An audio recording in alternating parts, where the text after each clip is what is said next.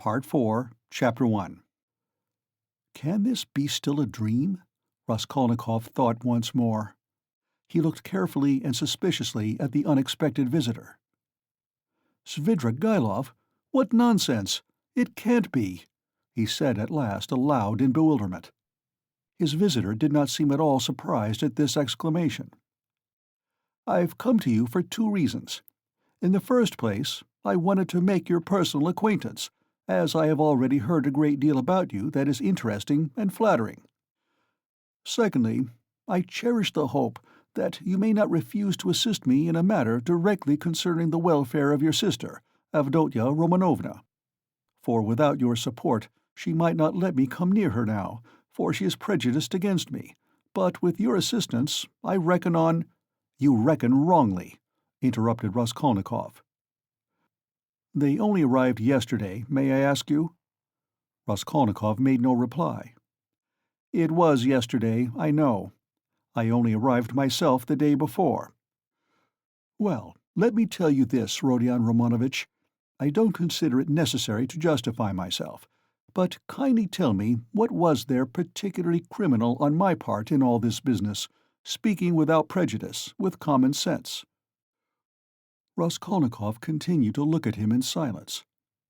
"That in my own house I persecuted a defenseless girl and insulted her with my infamous proposals. Is that it? I am anticipating you. But you've only to assume that I, too, am a man et nihil humanum. In a word, that I am capable of being attracted and falling in love, which does not depend on our will. Then everything can be explained in the most natural manner. The question is, am I a monster, or am I myself a victim? And what if I am a victim? In proposing to the object of my passion to elope with me to America or Switzerland, I may have cherished the deepest respect for her and may have thought that I was promoting our mutual happiness. Reason is the slave of passion, you know. Why, probably, I was doing more harm to myself than anyone." "But that's not the point," Raskolnikov interrupted with disgust. "It's simply that, whether you are right or wrong, we dislike you. We don't want to have anything to do with you. We show you the door. Get out." Svidrigailov broke into a sudden laugh. "But there's no getting round you," he said, laughing in the frankest way. "I hoped to get round you, but you took up the right line at once." "But you are trying to get round me still." "What of it? What of it?" cried Svidrigailov, laughing openly. "But this is what the French call bonne guerre, and the most innocent form of deception. But still you have interrupted me.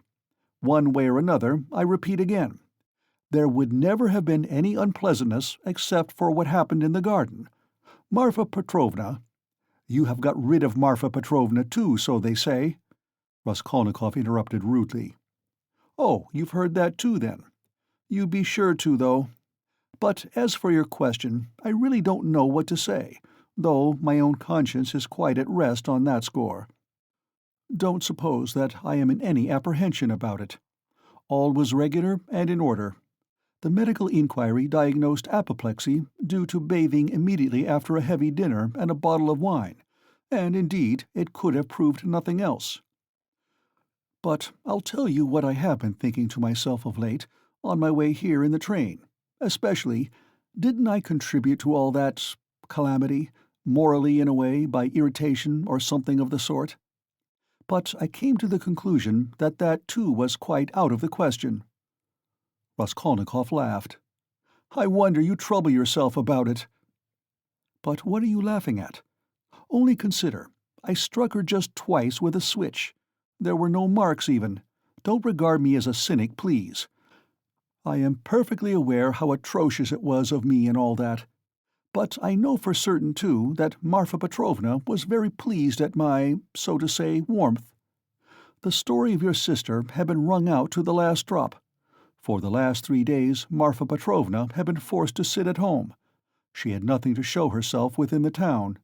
Besides, she had bored them so with that letter—you heard about her reading the letter—and all of a sudden those 2 switches fell from heaven. Her first act was to order the carriage to be got out. not to speak of the fact that there are cases when women are very, very glad to be insulted in spite of all their show of indignation. There are instances of it with everyone. Human beings in general, indeed, greatly love to be insulted. Have you noticed that? But it's particularly so with women. One might even say it's their only amusement. At one time, Raskolnikov thought of getting up and walking out, and so finishing the interview, but some curiosity, and even a sort of prudence, made him linger for a moment. "You are fond of fighting?" he asked carelessly. "No, not very," Svidrigaïlov answered calmly. "And Marfa Petrovna and I scarcely ever fought. We lived very harmoniously, and she was always pleased with me. I only used the whip twice in all our 7 years, not counting a third occasion of a very ambiguous character. The first time, 2 months after our marriage, immediately after we arrived in the country, and the last time was that of which we are speaking. Did you suppose I was such a monster, such a reactionary, such a slave-driver? Ha ha!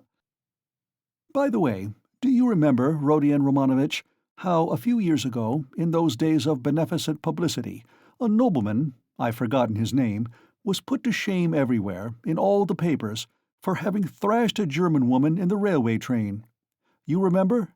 It was in those days, that very year, I believe, the disgraceful action of the age took place.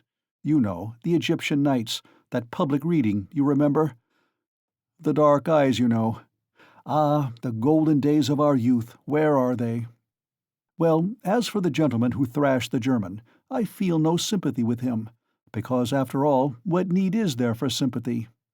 But I must say that there are sometimes such provoking Germans that I don't believe there is a progressive who could quite answer for himself.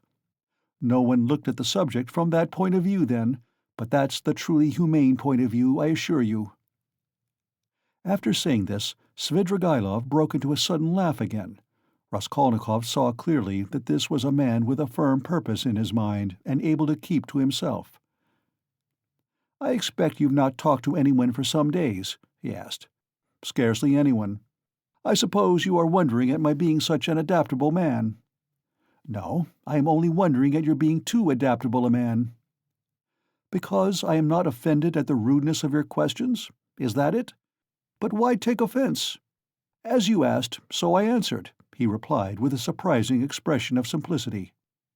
"You know, there's hardly anything I take interest in," he went on, as it were dreamily, "especially now. I've nothing to do. You are quite at liberty to imagine, though, that I am making up to you with a motive, particularly as I told you I want to see your sister about something. But I'll confess frankly, I am very much bored. The last 3 days especially, so I am delighted to see you. Don't be angry, Rodion Romanovitch, but you seem to be somehow awfully strange yourself.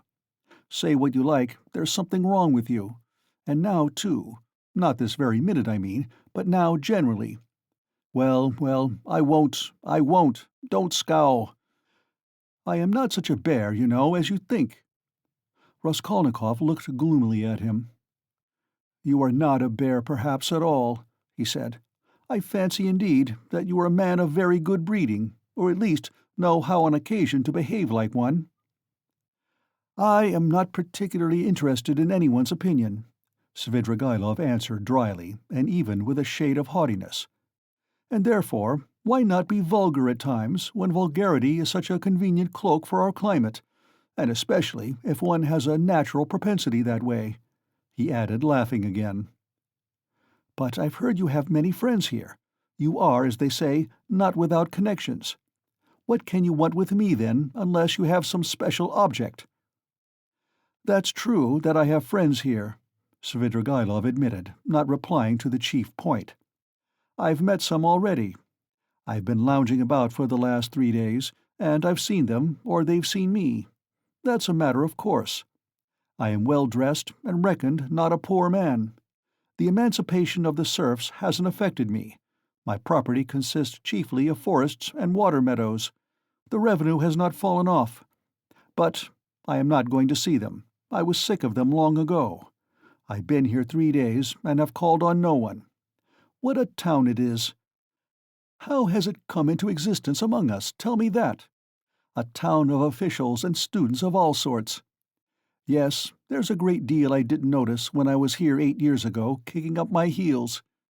My only hope now is in anatomy, by Jove it is. Anatomy? But as for these clubs, Dussaults, parades, or progress indeed, maybe, well, all that can go on without me, he went on again without noticing the question. Besides, who wants to be a card sharper? Why, have you been a card sharper then? How could I help being? There was a regular set of us, men of the best society, 8 years ago. We had a fine time. And all men of breeding, you know, poets, men of property. And indeed, as a rule in our Russian society, the best manners are found among those who have been thrashed. Have you noticed that? I've deteriorated in the country. But I did get into prison for debt, through a low Greek who came from Nezhin. Then Marfa Petrovna turned up. She bargained with him and bought me off for 30,000 silver pieces. I owed 70,000. We were united in lawful wedlock, and she bore me off into the country like a treasure. You know she was 5 years older than I. She was very fond of me. For 7 years I never left the country. And, take note, that all my life she held a document over me, the IOU for 30,000 roubles, so if I were to elect to be restive about anything, I should be trapped at once. And she would have done it. Women find nothing incompatible in that. If it hadn't been for that, would you have given her the slip? I don't know what to say. It was scarcely the document restrained me. I didn't want to go anywhere else. Marfa Petrovna herself invited me to go abroad, seeing I was bored, but I've been abroad before and always felt sick there. For no reason but the sunrise, the Bay of Naples, the sea. You look at them and it makes you sad. What's most revolting is that one is really sad. No, it's better at home.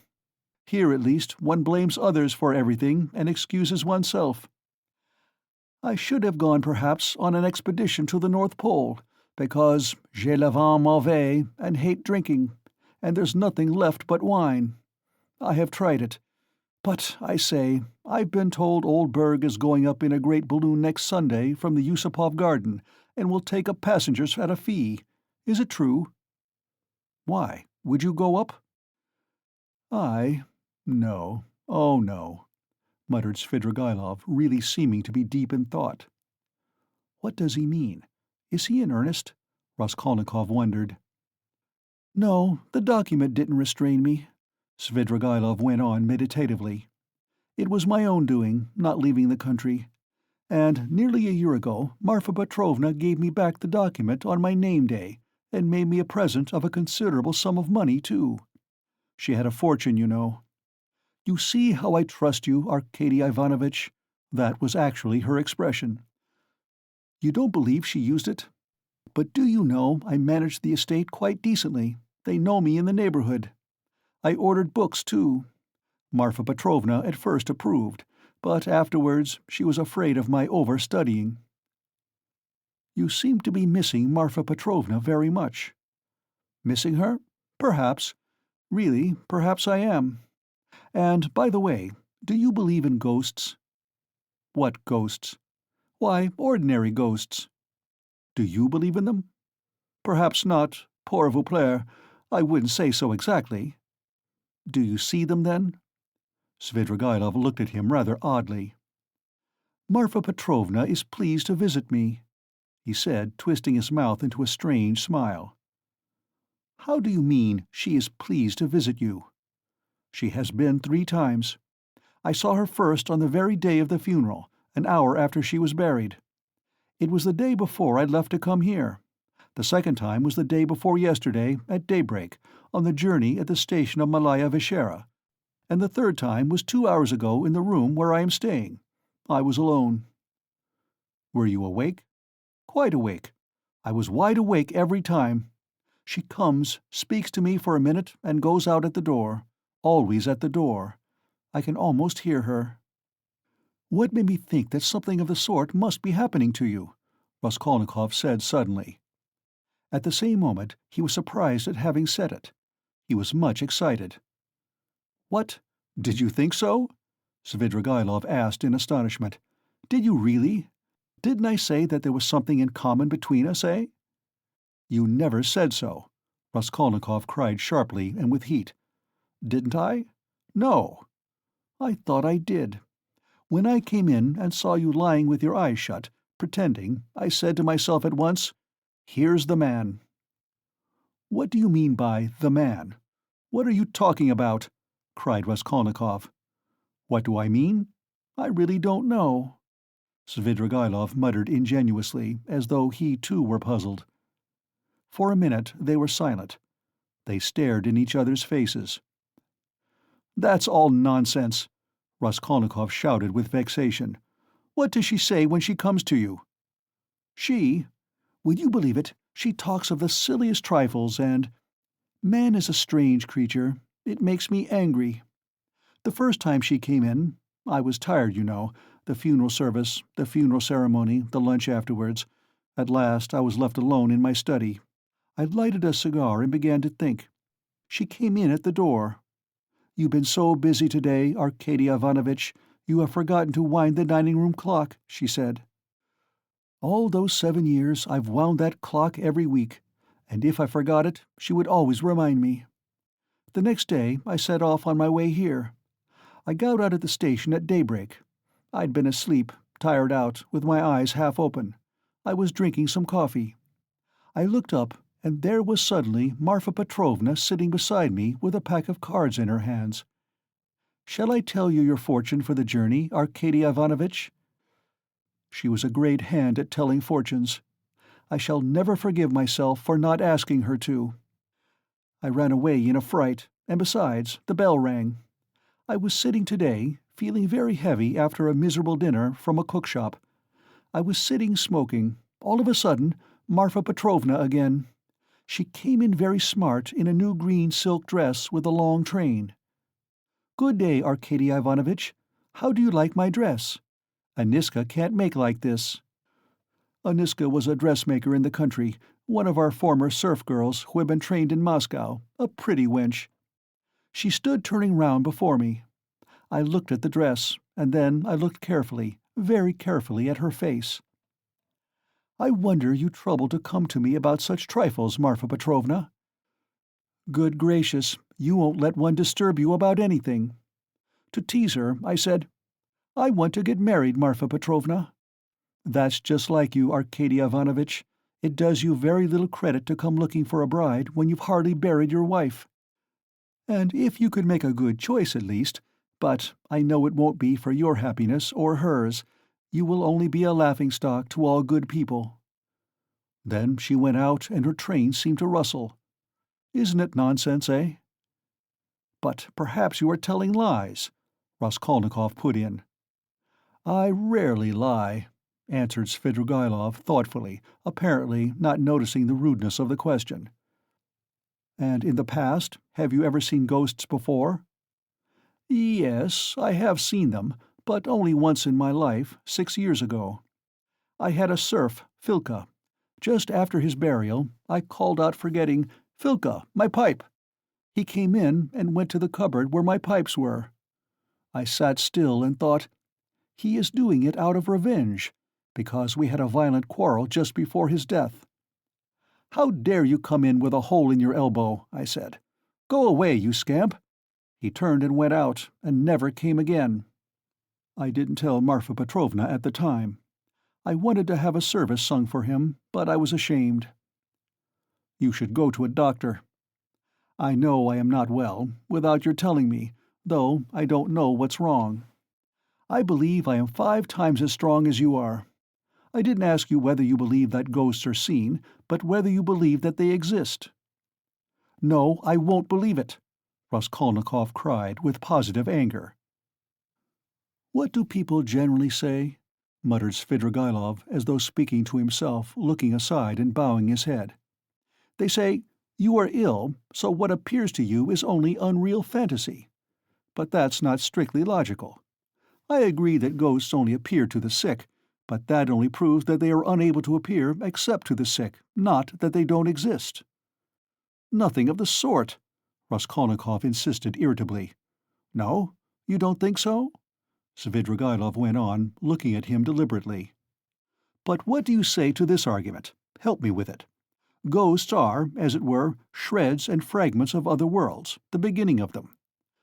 A man in health has, of course, no reason to see them, because he is above all a man of this earth and is bound for the sake of completeness and order to live only in this life. But as soon as one is ill, as soon as the normal earthly order of the organism is broken, one begins to realize the possibility of another world, and the more seriously ill one is, the closer becomes one's contact with that other world, so that as soon as the man dies, he steps straight into that world. I thought of that long ago. If you believe in a future life, you could believe in that too." "I don't believe in a future life," said Raskolnikov. Svidrigailov sat lost in thought.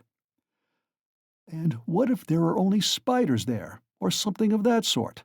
he said suddenly. "He is a madman," thought Raskolnikov. "We always imagine eternity as something beyond our conception, something vast, vast. But why must it be vast? Instead of all that, what if it's one little room, like a bathhouse in the country, black and grimy and spiders in every corner, and that's all eternity is? I sometimes fancy it like that." "Can it be you can imagine nothing juster and more comforting than that?" Raskolnikov cried, with a feeling of anguish. "Juster?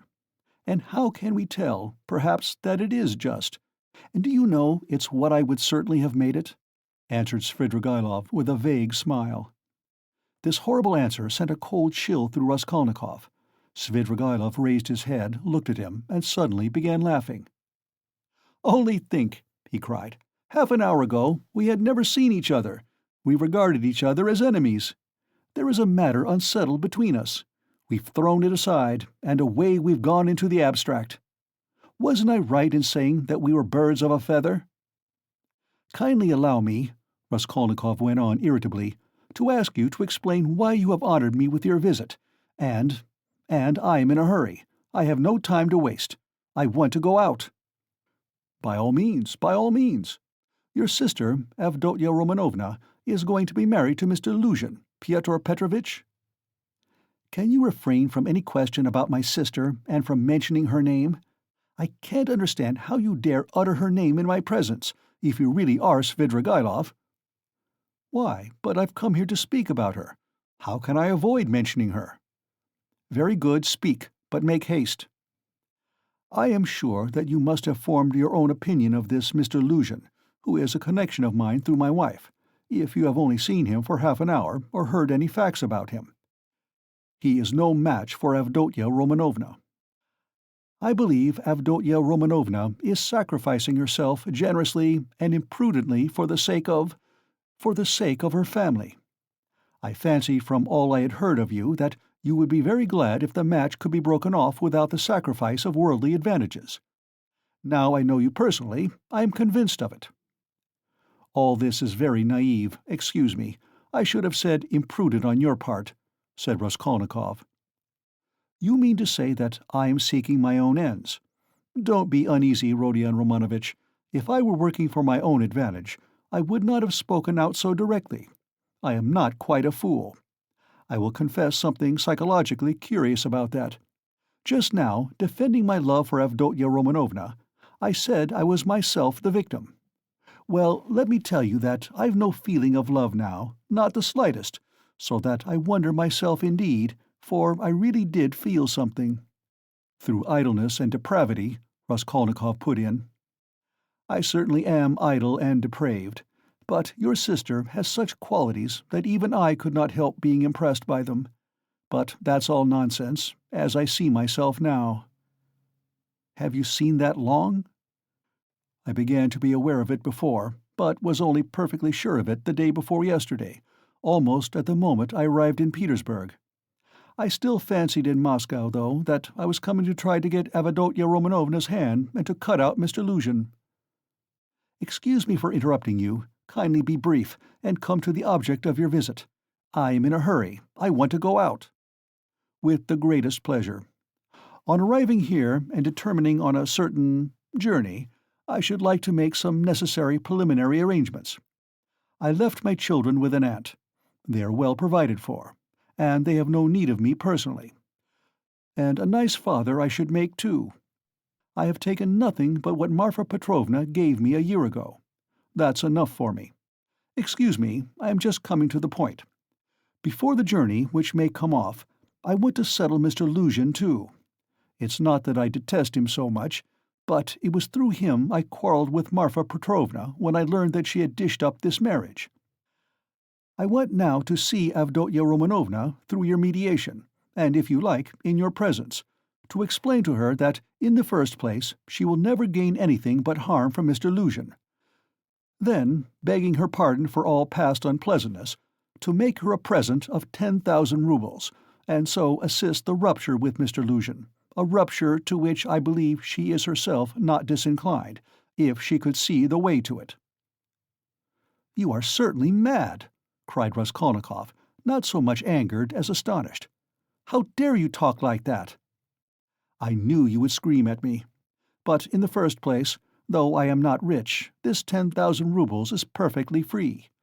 I have absolutely no need for it. If Avdotya Romanovna does not accept it, I shall waste it in some more foolish way. That's the first thing. Secondly, my conscience is perfectly easy. I make the offer with no ulterior motive. You may not believe it, but in the end Avdotya Romanovna and you will know.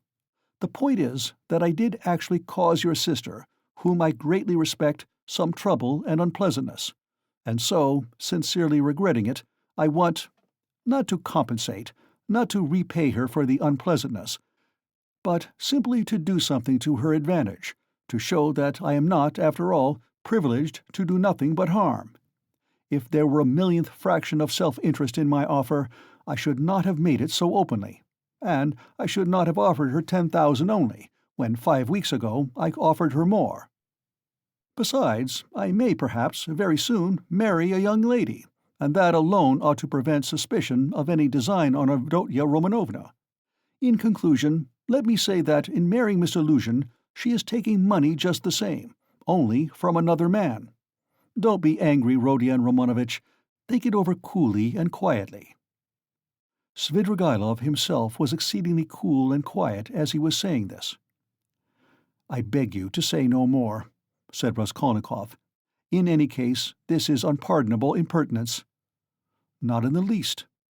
Then a man may do nothing but harm to his neighbor in this world, and is prevented from doing the tiniest bit of good by trivial conventional formalities. That's absurd. If I died, for instance, and left that sum to your sister in my will, surely she wouldn't refuse it." "Very likely she would." "Oh no, indeed. However, if you refuse it, so be it, though 10,000 roubles is a capital thing to have on occasion. In any case, I beg you to repeat what I have said to Avdotya Romanovna." "No, I won't." "In that case, Rodion Romanovitch, I shall be obliged to try and see her myself and worry her by doing so." "And if I do tell her, will you not try to see her?" "I don't know really what to say. I should very much like to see her once more." "Don't hope for it." "I'm sorry, but you don't know me. Perhaps we may become better friends." "You think we may become friends?" "And why not?" Svidrigaïlov said, smiling. He stood up and took his hat. "I didn't quite intend to disturb you, and I came here without reckoning on it, though I was very much struck by your face this morning." "Where did you see me this morning?" Raskolnikov asked uneasily. "I saw you by chance. I kept fancying there is something about you like me. But don't be uneasy. I am not intrusive. I used to get on all right with card-sharpers, and I never bored Prince Sverbey, a great personage who is a distant relation of mine, and I could write about Raphael's Madonna in Madame Prilikov's album, and I never left Marfa Petrovna's side for 7 years, and I used to stay the night at Vyazemsky's house in the Haymarket in the old days, and I may go up in a balloon with Berg, perhaps." "Oh, all right. Are you starting soon on your travels, may I ask?" "What travels?" "Why, on that journey, you spoke of it yourself." "A journey? Oh yes, I did speak of a journey. Well, that's a wide subject. If only you knew what you were asking," he added, and gave a sudden, loud, short laugh. Perhaps I'll get married instead of the journey. They're making a match for me. Here? Yes. How have you had time for that? But I am very anxious to see Avdotya Romanovna once. I earnestly beg it. Well, goodbye for the present. Oh yes, I have forgotten something. Tell your sister, Rodion Romanovitch, that Marfa Petrovna remembered her in her will and left her 3,000 roubles. That's absolutely certain. Marfa Petrovna arranged it a week before her death, and it was done in my presence. Avdotya Romanovna will be able to receive the money in 2 or 3 weeks. Are you telling the truth? Yes, tell her. Well, your servant. I'm staying very near you. As he went out, Svidrigailov ran up against Razumihin in the doorway. End of Part 4, Chapter 1.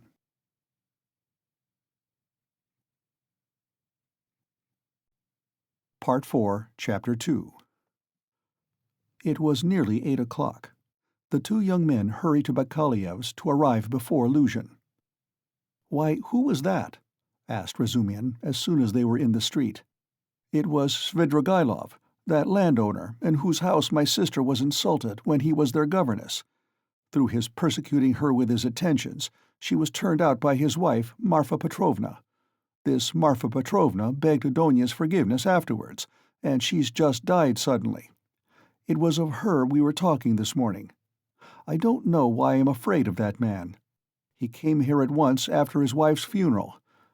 He is very strange, and is determined on doing something. We must guard Donia from him. That's what I wanted to tell you. Do you hear?" "Guard her? What can he do to harm Avdotya Romanovna? Thank you, Rodya, for speaking to me like that. We will guard her. Where does he live?" "I don't know." "Why didn't you ask? What a pity. I'll find out, though." "Did you see him?" asked Raskolnikov after a pause. "Yes, I noticed him. I noticed him well." "You did really see him? You saw him clearly?" Raskolnikov insisted. "Yes, I remember him perfectly. I should know him in 1,000. I have a good memory for faces." They were silent again. That's all right," muttered Raskolnikov. "Do you know, I keep thinking that it may have been an hallucination." "What do you mean? I don't understand you."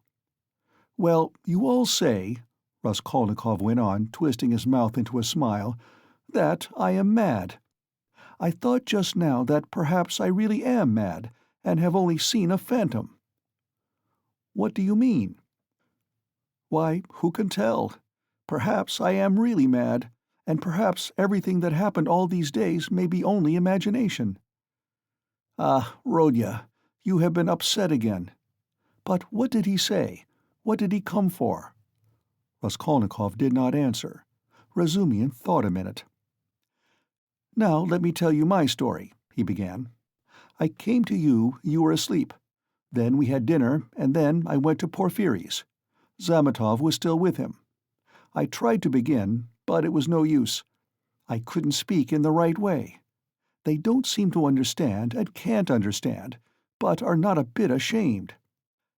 I drew Porfiry to the window and began talking to him, but it was still no use. He looked away and I looked away. At last I shook my fist in his ugly face, and told him as a cousin I'd brain him. He merely looked at me, I cursed and came away. That was all. It was very stupid. To Zametov I didn't say a word. But, you see, I thought I'd make a mess of it, but as I went downstairs a brilliant idea struck me. Why should we trouble? Of course, if you were in any danger or anything, but why need you care? You needn't care a hang for them. We shall have a laugh at them afterwards, and if I were in your place, I'd mystify them more than ever. How ashamed they'll be afterwards! Hang them! We can thrash them afterwards, but let's laugh at them now." "To be sure," answered Raskolnikov. "But what will you say tomorrow?" he thought to himself. Strange to say, till that moment it had never occurred to him to wonder what Razumihin would think when he knew. As he thought it, Raskolnikov looked at him. Razumihin's account of his visit to Porfiry had very little interest for him, so much had come and gone since then. In the corridor they came upon Luzhin.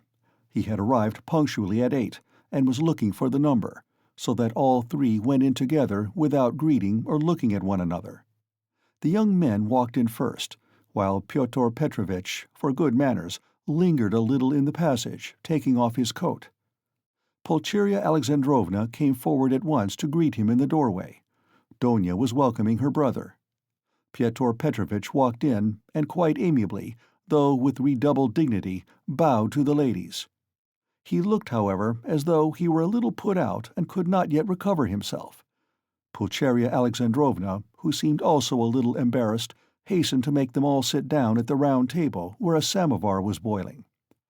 Donia and Luzhin were facing one another on opposite sides of the table. Razumihin and Raskolnikov were facing Pulcheria Alexandrovna. Razumihin was next to Luzhin, and Raskolnikov was beside his sister. A moment's silence followed.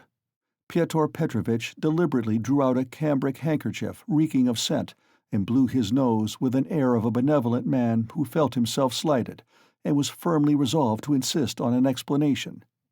In the passage, the idea had occurred to him to keep on his overcoat and walk away, and so give the two ladies a sharp and emphatic lesson and make them feel the gravity of the position. But he could not bring himself to do this. Besides, he could not endure uncertainty, and he wanted an explanation. If his request had been so openly disobeyed, there was something behind it, and in that case it was better to find it out beforehand. It rested with him to punish them, and there would always be time for that. "I trust you had a favorable journey?" he inquired officially of Pulcheria Alexandrovna. "Oh, very, Pyotr Petrovitch." "I am gratified to hear it. And Avdotya Romanovna is not over-fatigued either?" "I am young and strong, I don't get tired, but it was a great strain for Mother," answered Donia. "That's unavoidable. Our national railways are of terrible length. Mother Russia, as they say, is a vast country. In spite of all my desire to do so, I was unable to meet you yesterday. But I trust all passed off without inconvenience?" "Oh no, Pyotr Petrovitch, it was all terribly disheartening," Pulcheria Alexandrova hastened to declare with peculiar intonation. "And if Dmitri Prokofitch had not been sent us, I really believe by God himself, we should have been utterly lost. Here he is, Dmitri Prokofitch Razumihin," she added, introducing him to Luzhin. "I had the pleasure yesterday," muttered Pyotr Petrovitch with a hostile glance sidelong at Razumihin. Then he scowled and was silent. Pyotr Petrovitch belonged to that class of persons, on the surface very polite in society, who make a great point of punctiliousness, but who, directly they are crossed in anything, are completely disconcerted, and become more like sacks of flour than elegant and lively men of society. Again all was silent. Raskolnikov was obstinately mute. Avdotya Romanovna was unwilling to open the conversation too soon. Razumihin had nothing to say, so Pulcheria Alexandrovna was anxious again. "Marfa Petrovna is dead, have you heard?" she began, having recourse to her leading item of conversation. "To be sure, I heard so. I was immediately informed, and I have come to make you acquainted with the fact that Arkady Ivanovitch Svidrigaïlov set off in haste for Petersburg immediately after his wife's funeral. So at least I have excellent authority for believing." "To Petersburg? Here?" Donia asked in alarm, and looked at her mother. "Yes, indeed, and doubtless not without some design, having in view the rapidity of his departure, and all the circumstances preceding it." "Good heavens! Won't he leave Donia in peace even here?" cried Pulcheria Alexandrovna. "I imagine that neither you nor Avdotya Romanovna have any grounds for uneasiness, unless, of course, you are yourselves desirous of getting into communication with him. For my part, I am on my guard, and am now discovering where he is lodging." "Oh, Pyotr Petrovitch, you would not believe what a fright you have given me," Pulcheria Alexandrovna went on. "I've only seen him twice, but I thought him terrible, terrible. I am convinced that he was the cause of Marfa Petrovna's death." It's impossible to be certain about that. I have precise information. I do not dispute that he may have contributed to accelerate the course of events by the moral influence, so to say, of the affront. But as to the general conduct and moral character of that personage, I am in agreement with you. I do not know whether he is well off now, and precisely what Marfa Petrovna left him. This will be known to me within a very short period. But no doubt, here in Petersburg, if he has any pecuniary resources, he will relapse at once into his old ways. He is the most depraved and abjectly vicious specimen of that class of men. I have considerable reason to believe that Marfa Petrovna, who was so unfortunate as to fall in love with him and to pay his debts 8 years ago, was of service to him in another way, solely by her exertions and sacrifices.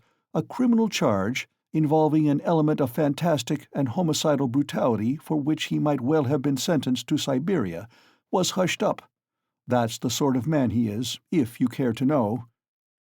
"Good heavens!" cried Pulcheria Alexandrovna. Raskolnikov listened attentively. "Are you speaking the truth when you say that you have good evidence of this?" Donia asked sternly and emphatically. "I only repeat what I was told in secret by Marfa Petrovna. I must observe that from the legal point of view the case was far from clear. There was, and I believe still is, living here a woman called Reslich, a foreigner, who lent small sums of money at interest and did other commissions, and with this woman Svidrigaïlov had for a long while close and mysterious relations. She had a relation, a niece I believe, living with her, a deaf and dumb girl of 15, or perhaps not more than 14. Reslich hated this girl, and grudged her every crust. She used to beat her mercilessly. One day the girl was found hanging in the garret. At the inquest the verdict was suicide. After the usual proceedings the matter ended, but later on information was given that the child had been cruelly outraged by Svidrigaïlov. It is true this was not clearly established. The information was given by another German woman of loose character, whose word could not be trusted. No statement was actually made to the police, thanks to Marfa Petrovna's money and exertions. It did not get beyond gossip.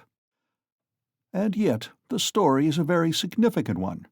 You heard, no doubt, Avdotya Romanovna, when you were with them, the story of the servant Philip, who died of ill treatment he received 6 years ago, before the abolition of serfdom." "I heard, on the contrary, that this Philip hanged himself." "Quite so.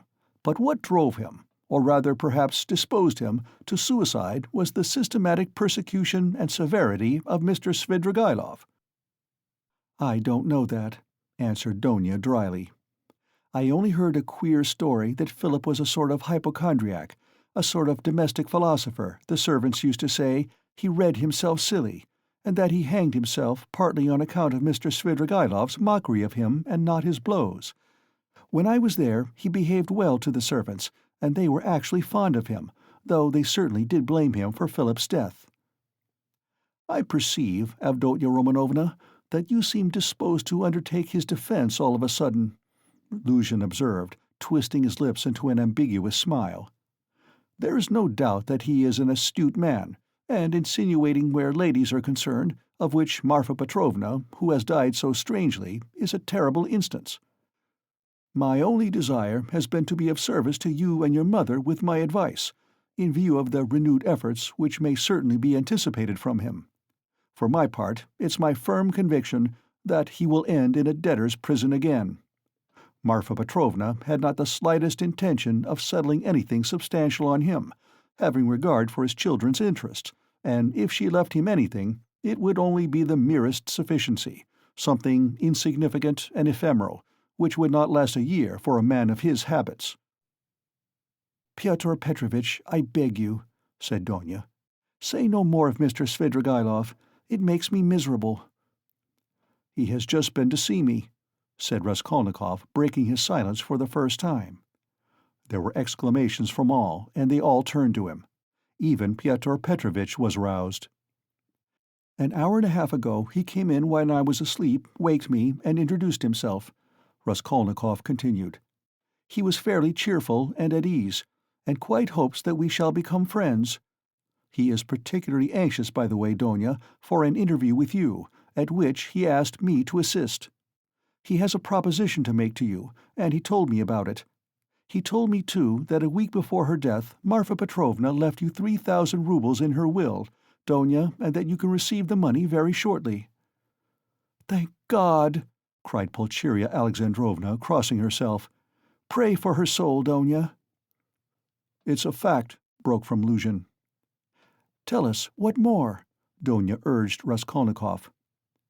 "Then he said that he wasn't rich and all the estate was left to his children, who are now with an aunt.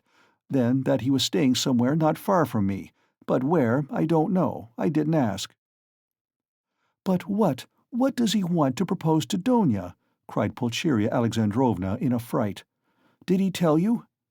"Yes." "What was it?" "I'll tell you afterwards." Raskolnikov ceased speaking and turned his attention to his tea.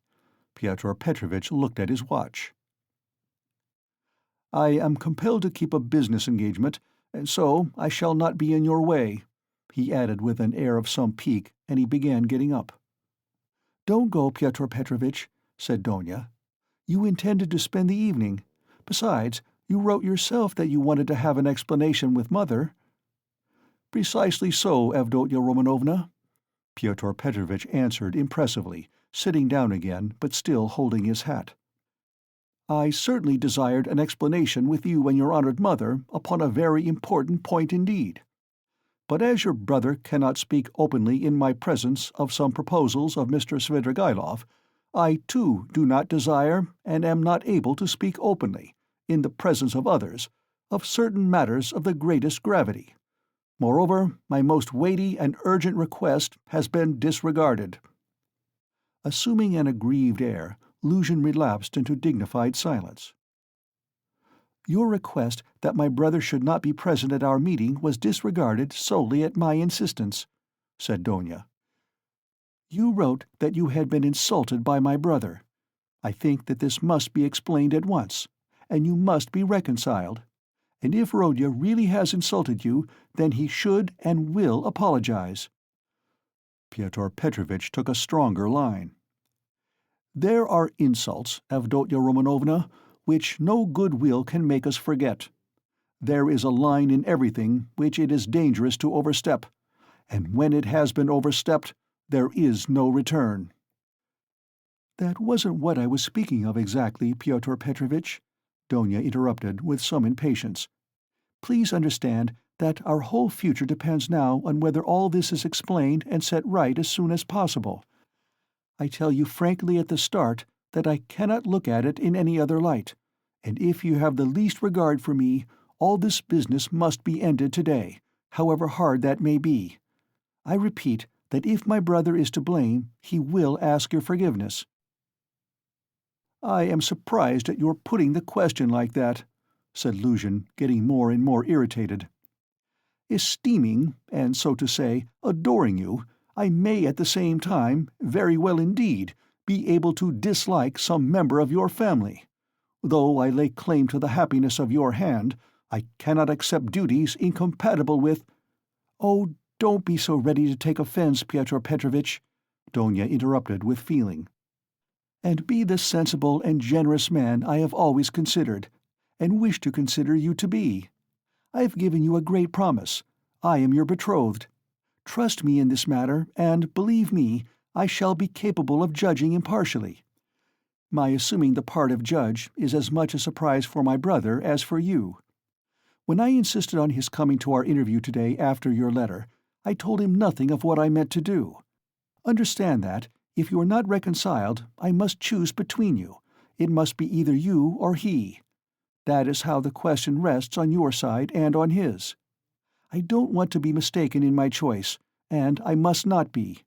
For your sake, I must break off with my brother. For my brother's sake, I must break off with you. I can find out for certain now whether he is a brother to me, and I want to know it. And of you, whether I am dear to you, whether you esteem me, whether you are the husband for me." "Avdotya Romanovna," Luzhin declared huffily, "your words are of too much consequence to me. I will say more. They are offensive in view of the position I have the honor to occupy in relation to you. To say nothing of your strange and offensive setting me on a level with an impertinent boy, you admit the possibility of breaking your promise to me. You say you or he, showing thereby of how little consequence I am in your eyes. I cannot let this pass considering the relationship and the obligations existing between us." "What?" cried Donia, flushing. "I set your interest beside all that has hitherto been most precious in my life, what has made up the whole of my life, and here you are offended at my making too little account of you." Raskolnikov smiled sarcastically. Razumihin fidgeted, but Pyotr Petrovitch did not accept the reproof.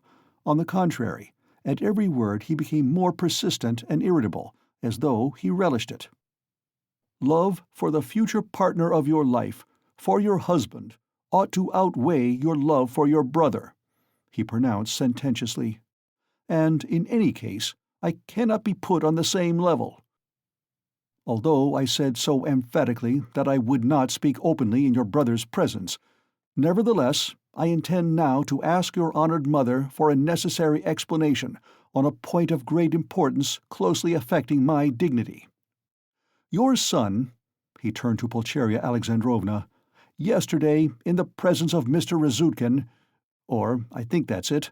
Excuse me, I have forgotten your surname," he bowed politely to Razumihin, "insulted me by misrepresenting the idea I expressed to you in a private conversation drinking coffee, that is, that marriage with a poor girl who has had experience of trouble is more advantageous from the conjugal point of view than with one who has lived in luxury, since it is more profitable for the moral character. Your son intentionally exaggerated the significance of my words and made them ridiculous, accusing me of malicious intentions, and, as far as I could see, relied upon your correspondence with him. I shall consider myself happy, Pulcheria Alexandrovna, if it is possible for you to convince me of an opposite conclusion, and thereby considerately reassure me. Kindly let me know in what terms precisely you repeated my words in your letter to Rodion Romanovitch." "I don't remember," faltered Pulcheria Alexandrovna. "I repeated them as I understood them. I don't know how Rodya repeated them to you. Perhaps he exaggerated." "He could not have exaggerated them except at your instigation." "Pyotr Petrovitch," Pulcheria Alexandrovna declared with dignity, "the proof that Donia and I did not take your words in a very bad sense is the fact that we are here." "Good, mother," said Donia approvingly. "Then this is my fault again," said Luzhin, aggrieved. "Well, Pyotr Petrovitch, you keep blaming Rodion, but you yourself have just written what was false about him," Pulcheria Alexandrovna added, gaining courage. "I don't remember writing anything false." "You wrote," Raskolnikov said sharply, not turning to Luzhin, "that I gave money yesterday, not to the widow of the man who was killed, as was the fact, but to his daughter, whom I had never seen till yesterday. You wrote this to make dissension between me and my family, and for that object added coarse expressions about the conduct of a girl whom you don't know. All that is mean slander." "Excuse me, sir," said Luzhin, quivering with fury. "I enlarged upon your qualities and conduct in my letter solely in response to your sister's and mother's inquiries, how I found you, and what impression you made on me. As for what you've alluded to in my letter, be so good as to point out one word of falsehood. Show, that is, that you didn't throw away your money, and that there are not worthless persons in that family, however unfortunate. To my thinking, you, with all your virtues, are not worth the little finger of that unfortunate girl at whom you throw stones. Would you go so far, then, as to let her associate with your mother and sister?" "I have done so already, if you care to know. I made her sit down today with Mother and Donia." "Rodya!" cried Pulcheria Alexandrovna. Donia crimsoned. Razumihin knitted his brows. Luzhin smiled with lofty sarcasm. "You may see for yourself, Avdotya Romanovna," he said, "whether it is possible for us to agree. I hope now that this question is at an end, once and for all. I will withdraw. that I may not hinder the pleasures of family intimacy, and the discussion of secrets." He got up from his chair and took his hat. "But in withdrawing, I venture to request that for the future I may be spared similar meetings, and, so to say, compromises. I appeal particularly to you, honored Pulcheria Alexandrovna, on this subject, the more as my letter was addressed to you and to no one else." Pulcheria Alexandrovna was a little offended. "You seem to think we are completely under your authority, Pyotr Petrovitch. Donia has told you the reason your desire was disregarded. She had the best intentions. And indeed, you write as though you were laying commands upon me. Are we to consider every desire of yours as a command? Let me tell you, on the contrary, that you ought to show particular delicacy and consideration for us now, because we have thrown up everything, and have come here relying on you, and so we are in any case, in a sense, in your hands." "That is not quite true, Pulcheria Alexandrovna, especially at the present moment, when the news has come of Marfa Petrovna's legacy, which seems indeed very apropos, judging from the new tone you take to me," he added sarcastically. "Judging from that remark, we may certainly presume that you were reckoning on our helplessness," Donia observed irritably. "But now, in any case, I cannot reckon on it, and I particularly desire not to hinder your discussion of the secret proposals of Arkady Ivanovitch Svidrigailov, which he has entrusted to your brother, and which have, I perceive, a great and possibly a very agreeable interest for you." "Good heavens!" cried Pulcheria Alexandrovna. Razumian could not sit still on his chair. "Aren't you ashamed now, sister?" asked Raskolnikov. "I am ashamed, Rodya," said Donia. "Pyotr Petrovitch, go away!" She turned to him, white with anger. Pyotr Petrovitch had apparently not at all expected such a conclusion. He had too much confidence in himself, in his power, and in the helplessness of his victims. He could not believe it even now. He turned pale, and his lips quivered. "Avdotya Romanovna, if I go out of this door now, after such a dismissal, then, you may reckon on it, I will never come back. Consider what you are doing. My word is not to be shaken." "What insolence!" cried Donia, springing up from her seat. "I don't want you to come back again." "What? So that's how it stands!" cried Luzhin, utterly unable to the last moment to believe in the rupture, and so completely thrown out of his reckoning now. "So that's how it stands. But do you know, Avdotya Romanovna, that I might protest." "What right have you to speak to her like that?" Pulcheria Alexandrovna intervened hotly. "And what can you protest about? What rights have you? Am I to give my Donia to a man like you? Go away, leave us altogether. We are to blame for having agreed to a wrong action, and I above all." "But you have bound me, Pulcheria Alexandrovna," Luzhin stormed in a frenzy, "by your promise, and now you deny it, and... Besides, I have been led on account of that into expenses." This last complaint was so characteristic of Pyotr Petrovitch that Raskolnikov, pale with anger and with the effort of restraining it, could not help breaking into laughter. But Pulcheria Alexandrovna was furious. "Expenses? What expenses? Are you speaking of our trunk? But the conductor brought it for nothing for you. Mercy on us, we have bound you. What are you thinking about, Pyotr Petrovitch? It was you bound us, hand and foot, not we." "Enough, mother, no more, please," Avdotya Romanovna implored. "Pyotr Petrovitch, do be kind and go." "I am going, but one last word," he said, quite unable to control himself. "Your mamma seems to have entirely forgotten that I made up my mind to take you, so to speak, after the gossip of the town had spread all over the district in regard to your reputation. Disregarding public opinion for your sake and reinstating your reputation, I certainly might very well reckon on a fitting return, and might indeed look for gratitude on your part. And my eyes have only now been opened. I see myself that I may have acted very, very recklessly in disregarding the universal verdict." "Does the fellow want his head smashed?" cried Razumian, jumping up. "You are a mean and spiteful man," cried Donia. "Not a word, not a movement!" cried Raskolnikov, holding Razumian back. Then, going close up to Luzhin, "Kindly leave the room," he said quietly and distinctly. "And not a word more, or—" Pyotr Petrovitch gazed at him for some seconds with a pale face that worked with anger. Then he turned, went out, and rarely has any man carried away in his heart such vindictive hatred as he felt against Raskolnikov. Him and him alone he blamed for everything.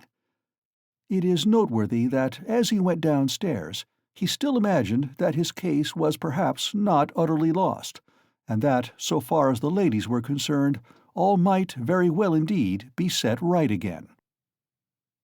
End of Part 4, Chapter 2.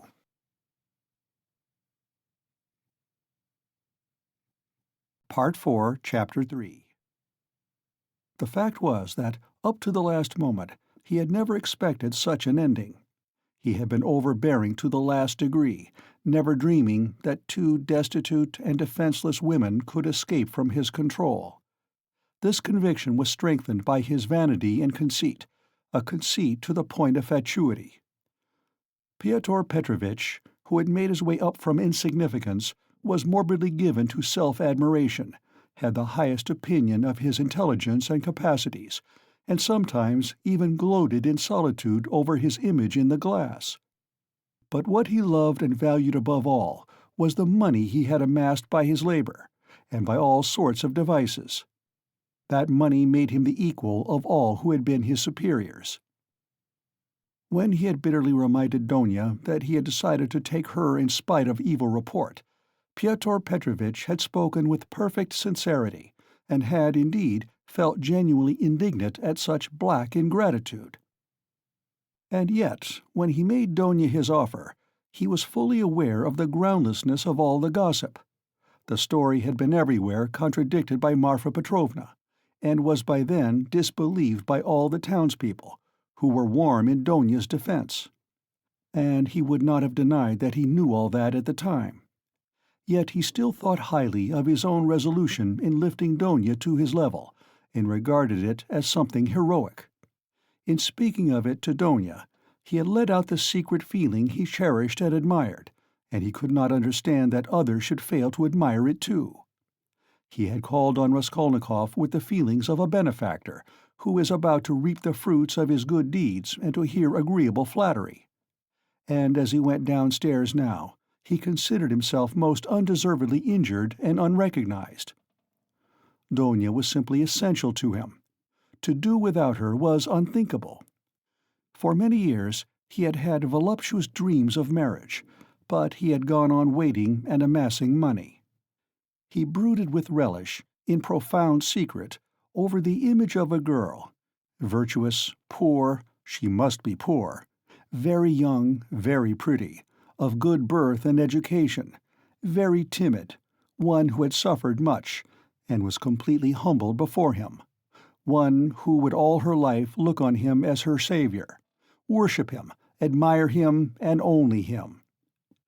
How many scenes, how many amorous episodes he had imagined on this seductive and playful theme, when his work was over. And behold, the dream of so many years was all but realized.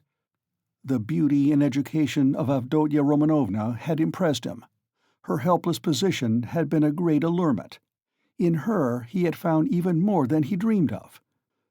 Here was a girl of pride, character, virtue, of education and breeding superior to his own, he felt that, and this creature would be slavishly grateful all her life for his heroic condescension, and would humble herself in the dust before him, and he would have absolute, unbounded power over her. Not long before, he had, too, after long reflection and hesitation, made an important change in his career, and was now entering on a wider circle of business. With this change, his cherished dreams of rising into a higher class of society seemed likely to be realized. He was, in fact, determined to try his fortune in Petersburg. He knew that women could do a very great deal. The fascination of a charming, virtuous, highly educated woman might make his way easier, might do wonders in attracting people to him, throwing an aureole round him, and now everything was in ruins. This sudden, horrible rupture affected him like a clap of thunder. It was like a hideous joke, an absurdity. He had only been a tiny bit masterful, had not even time to speak out, had simply made a joke, been carried away, and it had ended so seriously. And of course, too, he did love Donia in his own way. He already possessed her in his dreams, and all at once. No. The next day, the very next day, it must all be set right, smoothed over, settled. Above all, he must crush that conceited milksop who was the cause of it all. With a sick feeling, he could not help recalling Razumian too, but he soon reassured himself on that score. As though a fellow like that could be put on a level with him! The man he really dreaded in earnest was Svidrigaïlov. He had, in short, a great deal to attend to. "No, I am more to blame than anyone," said Donia, kissing and embracing her mother. "I was tempted by his money, but, on my honor, brother, I had no idea he was such a base man. If I had seen through him before, nothing would have tempted me. Don't blame me, brother." "God has delivered us, God has delivered us," Pulcheria Alexandrovna muttered, but half-consciously, as though scarcely able to realize what had happened. They were all relieved, and in 5 minutes they were laughing. Only now and then Donia turned white and frowned, remembering what had passed. Pulcheria Alexandrovna was surprised to find that she too was glad. She had only that morning thought rupture with Luzhin a terrible misfortune. Razumian was delighted. He did not yet dare express his joy fully, but he was in a fever of excitement, as though a ton weight had fallen off his heart. Now he had the right to devote his life to them, to serve them. Anything might happen now. But he felt afraid to think of further possibilities, and dared not let his imagination range. But Raskolnikov sat still in the same place, almost sullen and indifferent. Though he had been the most insistent on getting rid of Luzhin, he seemed now the least concerned at what had happened. Donia could not help thinking that he was still angry with her, and Pulcheria Alexandrovna watched him timidly. "What did Svidrigaïlov say to you?" said Donia, approaching him. "Yes, yes," cried Pulcheria Alexandrovna. Raskolnikov raised his head. "He wants to make you a present of 10,000 roubles, and he desires to see you once in my presence." "See her? On no account!" cried Pulcheria Alexandrovna.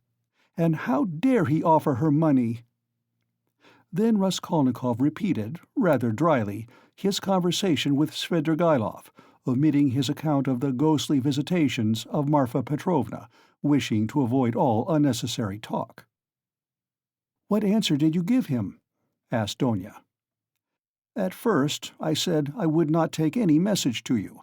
Then he said that he would do his utmost to obtain an interview with you without my help. He assured me that his passion for you was a passing infatuation. Now he has no feeling for you.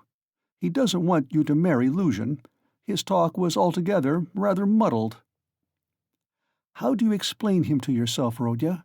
How did he strike you?" "I must confess I don't quite understand him. He offers you 10,000, and yet says he is not well off. He says he is going away, and in 10 minutes he forgets he has said it. Then he says he is going to be married and has already fixed on the girl. No doubt he has a motive, and probably a bad one. But it's odd that he should be so clumsy about it if he had any designs against you. Of course, I refused his money on your account once for all. Altogether, I thought him very strange. One might almost think he was mad. But I may be mistaken. That may only be the part he assumes. The death of Marfa Petrovna seems to have made a great impression on him." "God rest her soul. exclaimed Pulcheria Alexandrovna. "I shall always, always pray for her. Where should we be now, Donya, without this 3,000? It's as though it had fallen from heaven.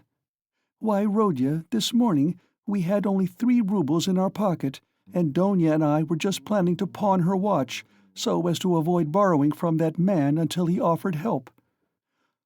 Donya seemed strangely impressed by Svidrigaïlov's offer. She still stood meditating. "He has got some terrible plan," she said in a half-whisper to herself, almost shuddering. Raskolnikov noticed this disproportionate terror. "I fancy I shall have to see him more than once again," he said to Donya. "We will watch him. I will track him out," cried Razumihin vigorously. "I won't lose sight of him. Rodya has given me leave. He said to me himself just now, 'Take care of my sister.' Will you give me leave too, Avdotya Romanovna?" Donya smiled and held out her hand, but the look of anxiety did not leave her face. Pulcheria Alexandrovna gazed at her timidly, but the 3,000 rubles had obviously a soothing effect on her. A quarter of an hour later they were all engaged in a lively conversation. Even Raskolnikov listened attentively for some time, though he did not talk. Razumihin was the speaker. "And why should you go away?" he flowed on ecstatically. "And what are you to do in a little town? The great thing is, you are all here together, and you need one another. You do need one another, believe me. For a time, anyway. Take me into partnership, and I'll assure you we'll plan a capital enterprise. Listen, I'll explain it all in detail to you, the whole project. It all flashed into my head this morning, before anything had happened. I tell you what, I have an uncle. I must introduce him to you, a most accommodating and respectable old man. This uncle has got a capital of 1,000 rubles, and he lives on his pension and has no need of that money. For the last 2 years he has been bothering me to borrow it from him and pay him 6% interest. I know what that means. He simply wants to help me. Last year I had no need of it, but this year I resolved to borrow it as soon as he arrived. Then you lend me another 1,000 of your 3, and we have enough for a start, so we'll go into partnership. And what are we going to do?" Then Razumihin began to unfold his project, and he explained at length that almost all our publishers and booksellers know nothing at all of what they are selling. And for that reason they are usually bad publishers, and that any decent publications pay as a rule and give a profit, sometimes a considerable one. Razumihin had, indeed, been dreaming of setting up as a publisher. For the last 2 years he had been working in publishers' offices, and knew 3 European languages well, though he had told Raskolnikov 6 days before that he was a swatch in German with an object of persuading him to take half his translation and half the payment for it. He had told a lie then, and Raskolnikov knew he was lying. Why should we let our chance slip when we have one of the chief means of success, money of our own?" cried Razumihin warmly. "Of course there will be a lot of work, but we will work, you, Avdotya Romanovna, I, Rodion. You get a splendid profit on some books nowadays. And the great point of the business is that we shall know just what wants translating, and we shall be translating, publishing, learning all at once. I can be of use because I have experience.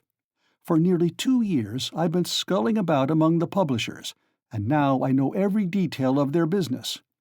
You need not be a saint to make pots, believe me. And why should we let our chance slip? Why, I know, and I kept the secret, 2 or 3 books which one might get 100 rubles simply for thinking of translating and publishing. Indeed, and I would not take 500 for the very idea of one of them. And what do you think? If I were to tell a publisher, I dare say he'd hesitate. They are such blockheads. And as for the business side, printing, paper, selling, you trust to me. I know my way about. We'll begin in a small way and go on to a large. In any case, it will get us our living, and we shall get back our capital." Donya's eyes shone. "I like what you are saying, Dmitri Prokofitch," she said. "I know nothing about it, of course," put in Pulcheria Alexandrovna. "It may be a good idea, but again, God knows. It's new and untried. Of course, we must remain here at least for a time." She looked at Rodya. "What do you think, brother?" said Donya. "I think he's got a very good idea," he answered. "Of course, it's too soon to dream of a publishing firm, but we certainly might bring out 5 or 6 books and be sure of success.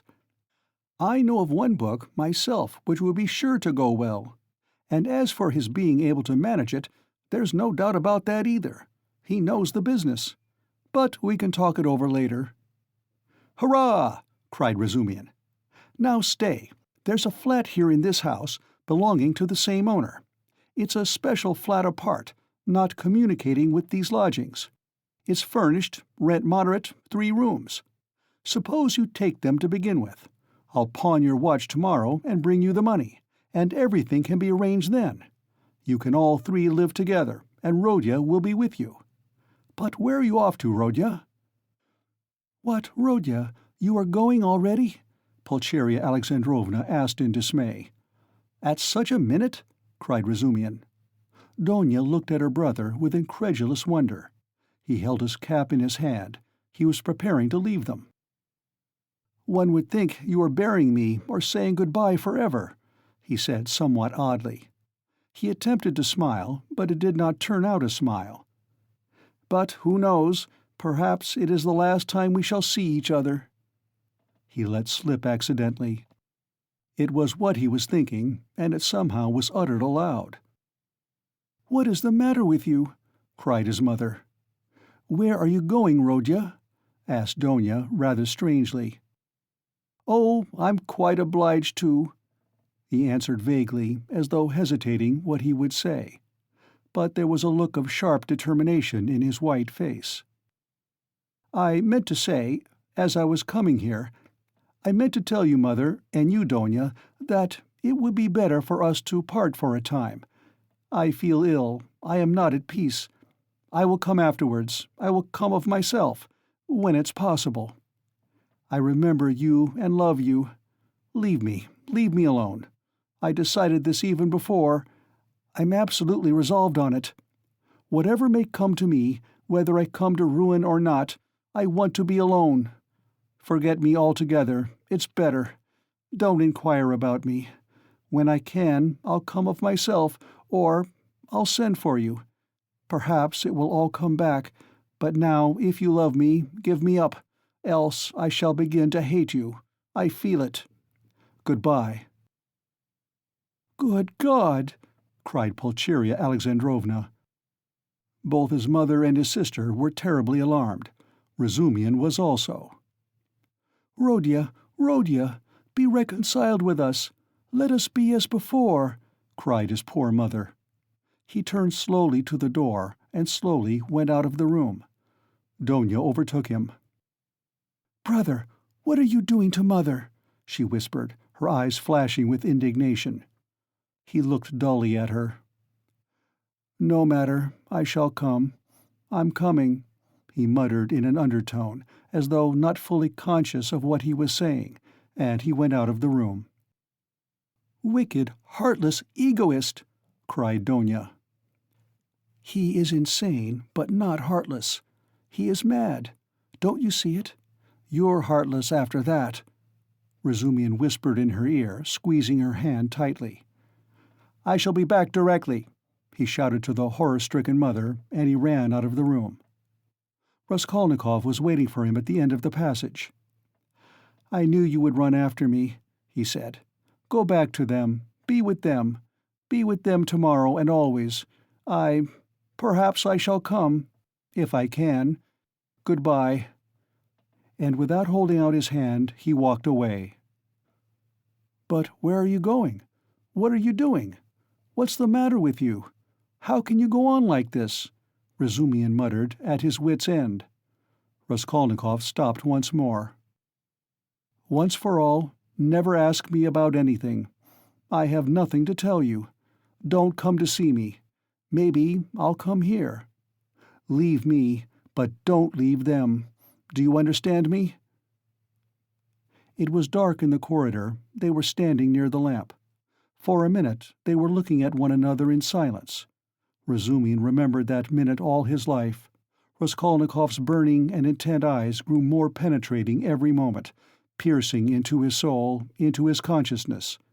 Suddenly Razumihin started. Something strange, as it were, passed between them.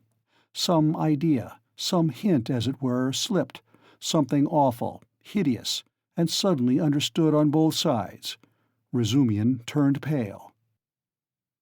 "Do you understand now?"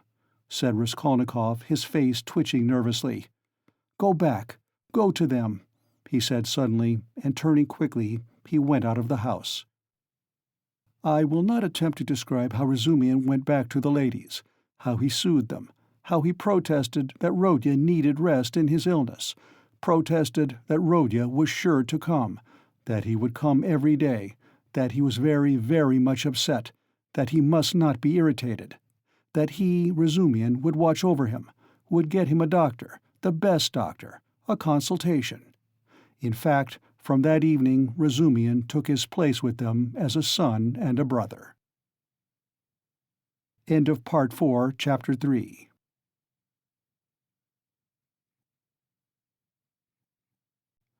Part 4, Chapter 4.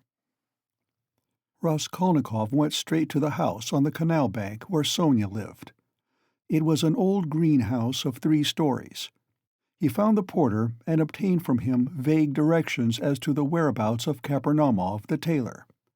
Having found in the corner of the courtyard the entrance to the dark and narrow staircase, he mounted to the 2nd floor and came out into a gallery that ran round the whole 2nd story over the yard. While he was wandering in the darkness, uncertain where to turn for Kapernaumov's door, a door opened 3 paces from him. He mechanically took hold of it. "Who is there?" a woman's voice asked uneasily. "It's I, come to see you," answered Raskolnikov, and he walked into the tiny entry. On a broken chair stood a candle in a battered copper candlestick. "It's you! Good heavens!" cried Sonia weakly, and she stood rooted to the spot. "Which is your room? This way?" And Raskolnikov, trying not to look at her, hastened in. A minute later Sonia too came in with the candle, set down the candlestick, and, completely disconcerted, stood before him inexpressibly agitated and apparently frightened by his unexpected visit. The color rushed suddenly to her pale face, and tears came into her eyes. She felt sick and ashamed and happy too. Raskolnikov turned away quickly and sat on a chair by the table. He scanned the room in a rapid glance. It was a large but exceedingly low-pitched room, the only one let by the Kapernaumovs, to whose rooms a closed door led in the wall on the left. On the opposite side on the right-hand wall was another door, always kept locked. That led to the next flat, which formed a separate lodging. Sonia's room looked like a barn. It was a very irregular quadrangle, and this gave it a grotesque appearance. A wall with 3 windows looking out onto the canal ran aslant so that one corner formed a very acute angle, and it was difficult to see in it without very strong light. The other corner was disproportionately obtuse. There was scarcely any furniture in the big room. In the corner on the right was a bedstead, beside it, nearest the door, a chair. A plain deal table covered by a blue cloth stood against the same wall, close to the door into the other flat. 2 rush-bottomed chairs stood by the table. On the opposite wall, near the acute angle, stood a small, plain wooden chest of drawers, looking, as it were, lost in a desert. That was all there was in the room. The yellow, scratched, and shabby wallpaper was black in the corners. It must have been damp and full of fumes in the winter. There was every sign of poverty. Even the bedstead had no curtain. Sonia looked in silence at her visitor, who was so attentively and unceremoniously scrutinizing her room, and even began at last to tremble with terror, as though she was standing before her judge and the arbiter of her destinies. "I am late. It's 11, isn't it?" he asked, still not lifting his eyes. "Yes," muttered Sonia. "Oh, yes, it is," she added hastily, as though in that lay her means of escape. "My landlady's clock has just struck. I heard it myself." "I have come to you for the last time," Raskolnikov went on gloomily, although this was the first time. "I may perhaps not see you again." "Are you going away?" "I don't know. Tomorrow." "Then you are not coming to Katerina Ivanovna tomorrow?" Sonia's voice shook. "I don't know. I shall know tomorrow morning. Never mind that. I've come to say one word." He raised his brooding eyes to her, and suddenly noticed that he was sitting down while she was all the while standing before him. "Why are you standing? Sit down," he said in a changed voice, gentle and friendly. She sat down. He looked kindly and almost compassionately at her. "How thin you are! What a hand! Quite transparent, like a dead hand." He took her hand. Sonia smiled faintly. "I have always been like that," she said. "Even when you lived at home?" "Yes." "Of course you were," he added abruptly, and the expression of his face and the sound of his voice changed again suddenly. He looked round him once more. "You rent this room from the Kapernaumofs?" "Yes." "They live there, through that door?" "Yes, they have another room like this." "All in one room?" "Yes." "I should be afraid in your room at night," he observed gloomily. "They are very good people, very kind," answered Sonia, who still seemed bewildered. "And all the furniture, everything is theirs. And they are very kind, and the children, too, often come to see me." "They all stammer, don't they?" "Yes. He stammers, and he's lame. And his wife, too. It's not exactly that she stammers, but she can't speak plainly. She is a very kind woman. And he used to be a house serf. And there are 7 children, and it's only the eldest one that stammers, and the others are simply ill, but they don't stammer. But where did you hear about them?" she added with some surprise. "Your father told me then. He told me all about you, and how you went out at 6 o'clock and came back at 9, and how Katerina Ivanovna knelt down by your bed." Sonia was confused. "I fancied I saw him today," she whispered hesitatingly. "Whom?" "Father. I was walking in the street, out there at the corner, about 10 o'clock, and he seemed to be walking in front. It looked just like him. I wanted to go to Katerina Ivanovna." "You were walking in the streets?" "Yes," Sonia whispered abruptly, again overcome with confusion and looking down. "Katerina Ivanovna used to beat you, I dare say." "Oh, no, what are you saying? No!" Sonia looked at him almost with dismay. "You love her, then?" "Love her? Of course," said Sonia with plaintive emphasis, and she clasped her hands in distress. "Ah, you don't. If you only knew. You see, she is quite like a child. Her mind is quite unhinged, you see, from sorrow. And how clever she used to be, how generous, how kind. Ah, you don't understand, you don't understand." Sonia said this as though in despair, wringing her hands in excitement and distress. Her pale cheeks flushed. There was a look of anguish in her eyes. It was clear that she was stirred to the very depths, that she was longing to speak, to champion, to express something. A sort of insatiable compassion, if one may so express it, was reflected in every feature of her face. "Beat me? How can you? Good heavens, beat me! And if she did beat me, what then? What of it? You know nothing, nothing about it. She is so unhappy. Ah, how unhappy! And ill. She is seeking righteousness. She is pure. She has such faith that there must be righteousness everywhere, and she expects it. And if you were to torture her, she wouldn't do wrong. She doesn't see that it's impossible for people to be righteous, and she is angry at it. Like a child, like a child. She is good." And what will happen to you?" Sonia looked at him inquiringly. "They are left on your hands, you see. They were all on your hands before, though, and your father came to you to beg for drink. Well, how will it be now?"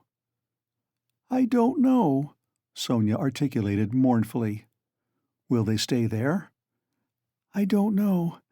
They are in debt for the lodging, but the landlady, I hear, said today that she wanted to get rid of them, and Katerina Ivanovna says that she won't stay another minute." "How is it she is so bold? She relies upon you?" "Oh no, don't talk like that. We are one. We live like one." Sonia was agitated again, and even angry, as though a canary or some other little bird were to be angry. "And what could she do? What could she do?" she persisted, getting hot and excited. "And how she cried today! Her mind is unhinged. Haven't you noticed it? At one minute she is worrying like a child that everything should be right tomorrow, the lunch and all that. Then she is wringing her hands, spitting blood, weeping, and all at once she will begin knocking her head against the wall in despair. Then she will be comforted again. She builds all her hopes on you. She says that you will help her now, and that she will borrow a little money somewhere and go to her native town with me and set up a boarding school for the daughters of gentlemen and take me to superintend it, and we will begin a new splendid life. And she kisses and hugs me, comforts me, and you know she has such faith in her fancies. One can't contradict her. And all the day long she has been washing, cleaning, mending. She dragged the washtub into the room with her feeble hands and sank on the bed, gasping for breath. We went this morning to the shops to buy shoes for Polenka and Lida, for theirs are quite worn out. Only the money we'd reckoned wasn't enough, not nearly enough. And she picked out such dear little boots, for she has taste, you don't know. And there in the shop she burst out crying before the shopman because she hadn't enough. Ah, it was sad to see her." "Well, after that, I can understand your living like this," Raskolnikov said with a bitter smile. "And aren't you sorry for them? Aren't you sorry?" Sonia flew at him again. "Why, I know you gave your last penny yourself, though you'd seen nothing of it, and if you'd seen everything, oh dear! And how often I've brought her to tears. Only last week, yes, only a week before his death. I was cruel, and how often I've done it. Ah, I've been wretched at the thought of it all day." Sonia wrung her hands as she spoke at the pain of remembering it. "You were cruel?"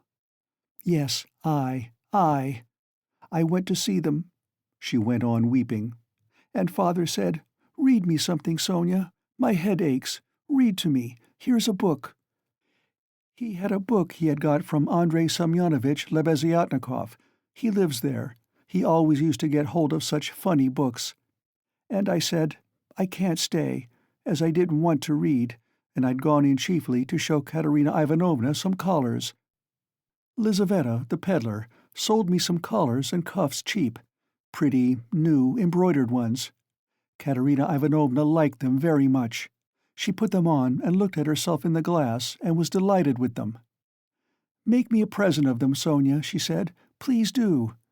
'Please do,' she said. She wanted them so much. And when could she wear them? They just reminded her of her old happy days. She looked at herself in the glass, admired herself, and she has no clothes at all, no things of her own, hasn't had all these years. And she never asks anyone for anything. She is proud. She'd sooner give away everything. And these she asked for, she liked them so much. And I was sorry to give them. 'What use are they to you, Katerina Ivanovna?' I said. I spoke to her like that. I ought not to have said that. She gave me such a look. And she was so grieved at my refusing her. And it was so sad to see. And she was not grieved for the collars, but for my refusing. I saw that. Ah, if only I could bring it all back, change it, take back those words. Ah, if I— but it's nothing to you." "Did you know Lizaveta, the peddler?" "Yes. Did you know her?" Sonia asked, with some surprise. "Katerina Ivanovna is in consumption, rapid consumption. She will soon die," said Raskolnikov after a pause, without answering her question. "Oh, no, no, no!" And Sonia unconsciously clutched both his hands, as though imploring that she should not. "But it would be better if she does die." "No, not better, not at all better," Sonia unconsciously repeated in dismay. "And the children? What can you do except take them to live with you?" "Oh, I don't know," cried Sonia, almost in despair, and she put her hands to her head. It was evident that that idea had very often occurred to her before, and he had only roused it again. "And what, if even now, while Katerina Ivanovna is alive, you get ill and are taken to the hospital? What will happen then?" he persisted pitilessly. "How can you? That cannot be." And Sonia's face worked with awful terror. "Cannot be?" Raskolnikov went on with a harsh smile. "You are not insured against it, are you? What will happen to them then? They will be in the street, all of them. She will cough and beg and knock her head against some wall, as she did today, and the children will cry. Then she will fall down, be taken to the police station and to the hospital. She will die, and the children—" "Oh no! God will not let it be!" broke at last from Sonia's overburdened bosom. She listened, looking imploringly at him, clasping her hands in dumb entreaty, as though it all depended upon him. Raskolnikov got up and began to walk about the room. A minute passed. Sonia was standing with her hands and her head hanging in terrible dejection. "And can't you save? Put by for a rainy day?" he asked, stopping suddenly before her. "No," whispered Sonia. "Of course not. Have you tried?" he added almost ironically. "Yes."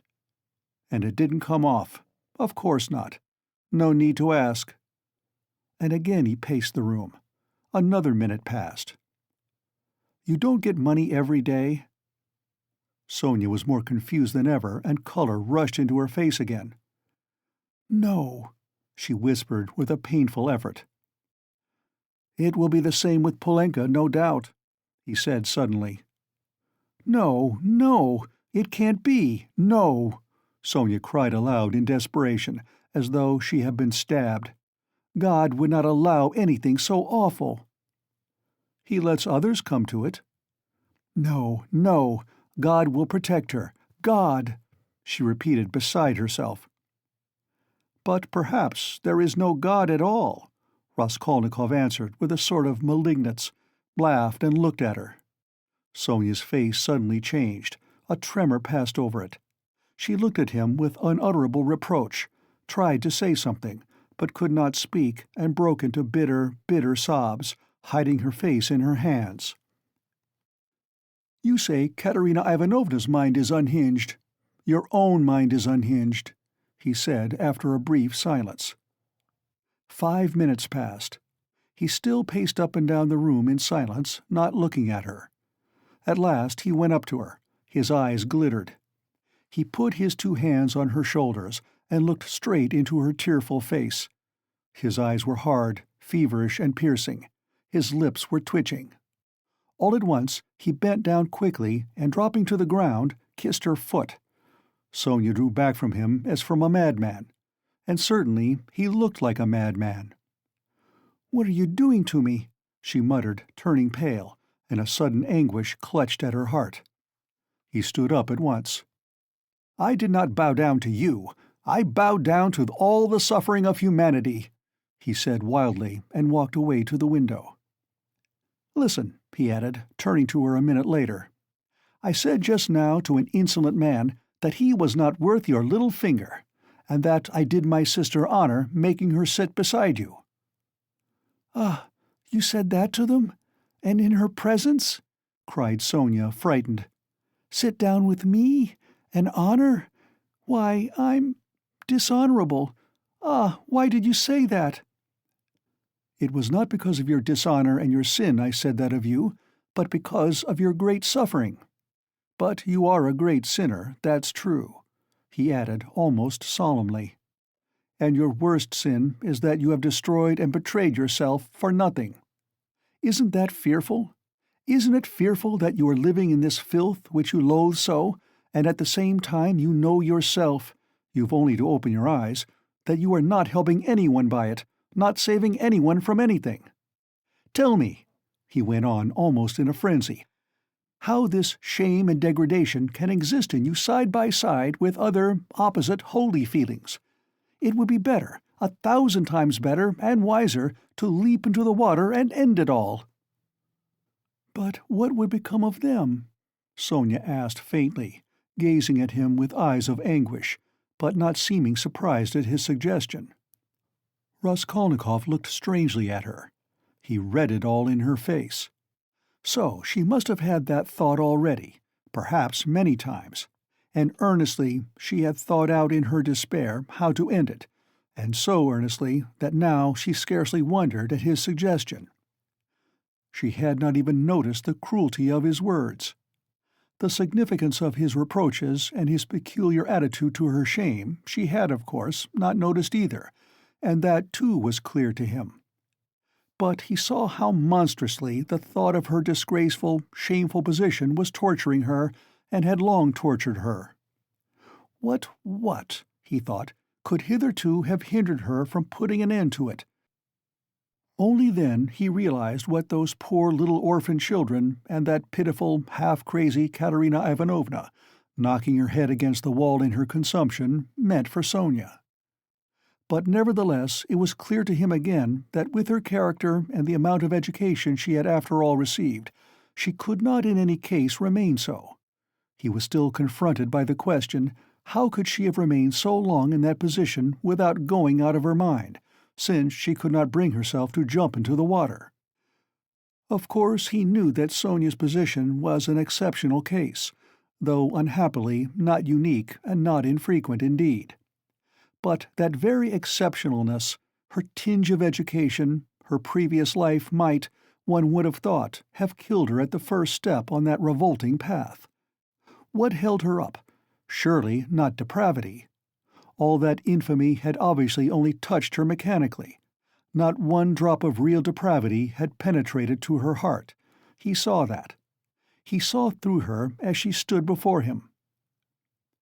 There are 3 ways before her, he thought: the canal, the madhouse, or, at least, to sink into depravity which obscures the mind and turns the heart to stone. The last idea was the most revolting, but he was a skeptic. He was young, abstract, and therefore cruel. And so he could not help believing that the last end was the most likely. "But can that be true?" he cried to himself. "Can that creature who has still preserved the purity of her spirit be consciously drawn at last into that sink of filth and iniquity? Can the process already have begun? Can it be that she has only been able to bear it till now, because vice has begun to be less loathsome to her? No, no, that cannot be," he cried, as Sonia had just before. No, what has kept her from the canal till now is the idea of sin, and they the children. And if she has not gone out of her mind— But who says she has not gone out of her mind? Is she in her senses? Can one talk? Can one reason as she does? How can she sit on the edge of the abyss of loathsomeness into which she is slipping, and refuse to listen when she is told of danger? Does she expect a miracle? No doubt she does. Doesn't that all mean madness? He stayed obstinately at that thought. He liked that explanation indeed better than any other. He began looking more intently at her. "So, you pray to God a great deal, Sonia?" he asked her. Sonia did not speak. He stood beside her, waiting for an answer. "What should I be without God?" she whispered rapidly, forcibly, glancing at him with suddenly flashing eyes and squeezing his hand. "Ah, so that is it," he thought. "And what does God do for you?" he asked, probing her further. Sonia was silent a long while, as though she could not answer. Her weak chest kept heaving with emotion. "Be silent. Don't ask. You don't deserve," she cried suddenly, looking sternly and wrathfully at him. "That's it. That's it," he repeated to himself. "She does everything," she whispered quickly, looking down again. That's the way out. That's the explanation, he decided, scrutinizing her with eager curiosity, with a new, strange, almost morbid feeling. He gazed at that pale, thin, irregular, angular little face, those soft blue eyes, which could flash with such fire, such stern energy, that little body still shaking with indignation and anger, and it all seemed to him more and more strange, almost impossible. "She is a religious maniac," he repeated to himself. There was a book lying on the chest of drawers. He had noticed it every time he paced up and down the room. Now he took it up and looked at it. It was the New Testament in the Russian translation. It was bound in leather, old and worn. "Where did you get that?" he called to her across the room. She was still standing in the same place, 3 steps from the table. "It was brought me," she answered, as it were unwillingly, not looking at him. "Who brought it?" "Lizaveta. I asked her for it." Lizaveta? Strange, he thought. Everything about Sonia seemed to him stranger and more wonderful every moment. He carried the book to the candle and began to turn over the pages. "Where is the story of Lazarus?" he asked suddenly. Sonia looked obstinately at the ground and would not answer. She was standing sideways to the table. "Where is the raising of Lazarus? Find it for me, Sonia." She stole a glance at him. "You are not looking in the right place. It's in the 4th Gospel," she whispered sternly, without looking at him. "Find it and read it to me," he said. He sat down with his elbow on the table, leaned his head on his hand, and looked away sullenly, prepared to listen. "In 3 weeks' time they'll welcome me in the madhouse. I shall be there if I am not in a worse place," he muttered to himself. Sonia heard Raskolnikov's request distrustfully and moved hesitatingly to the table. She took the book, however. "Haven't you read it?" she asked, looking up at him across the table. Her voice became sterner and sterner. "Long ago, when I was at school. Read." "And haven't you heard it in church?" "I haven't been. Do you often go?" "No," whispered Sonia. Raskolnikov smiled. "I understand. And you won't go to your father's funeral tomorrow?" "Yes, I shall. I was at church last week, too. I had a requiem service." "For whom?" "For Lizaveta. She was killed with an axe." His nerves were more and more strained. His head began to go round. "Were you friends with Lizaveta?" "Yes. She was good. She used to come. Not often. She couldn't. We used to read together and talk. She will see God." The last phrase sounded strange in his ears, and here was something new again. The mysterious meetings with Lizaveta, and both of them religious maniacs. "I shall be a religious maniac myself soon. It's infectious." "Read," he cried irritably and insistently. Sonia still hesitated. Her heart was throbbing. She hardly dared to read to him. He looked almost with exasperation at the unhappy lunatic. "What for? You don't believe," she whispered softly, and as it were breathlessly. "Read. I want you to," he persisted. "You used to read to Lizaveta." Sonia opened the book and found the place. Her hands were shaking, her voice failed her. Twice she tried to begin and could not bring out the first syllable. "Now a certain man was sick, named Lazarus of Bethany." She forced herself at last to read, but at the 3rd word her voice broke like an overstrained string. There was a catch in her breath. Raskolnikov saw in part why Sonia could not bring herself to read to him, and the more he saw this, the more roughly and irritably he insisted on her doing so. He understood only too well how painful it was for her to betray and unveil all that was her own. He understood that these feelings really were her secret treasure, which she had kept perhaps for years, perhaps from childhood, while she lived with an unhappy father and a distracted stepmother crazed by grief, in the midst of starving children and unseemly abuse and reproaches. But at the same time, he knew now and knew for certain that, although it filled her with dread and suffering, yet she had a tormenting desire to read, and to read to him that he might hear it, and to read now whatever might come of it. He read this in her eyes. He could see it in her intense emotion. She mastered herself, controlled the spasm in her throat, and went on reading the 11th chapter of St. John. She went on to the 19th verse. "And many of the Jews came to Martha and Mary to comfort them concerning their brother. Then Martha, as soon as she heard that Jesus was coming, went and met him, but Mary sat still in the house. Then said Martha unto Jesus, Lord, if thou hadst been here, my brother had not died. But I know that even now whatsoever thou wilt ask of God, God will give it thee." Then she stopped again with a shamefaced feeling that her voice would quiver and break again. "Jesus said unto her, Thy brother shall rise again. Martha saith unto him, I know that he shall rise again in the resurrection at the last day. Jesus said unto her, I am the resurrection and the life. He that believeth in me, though he were dead, yet shall he live.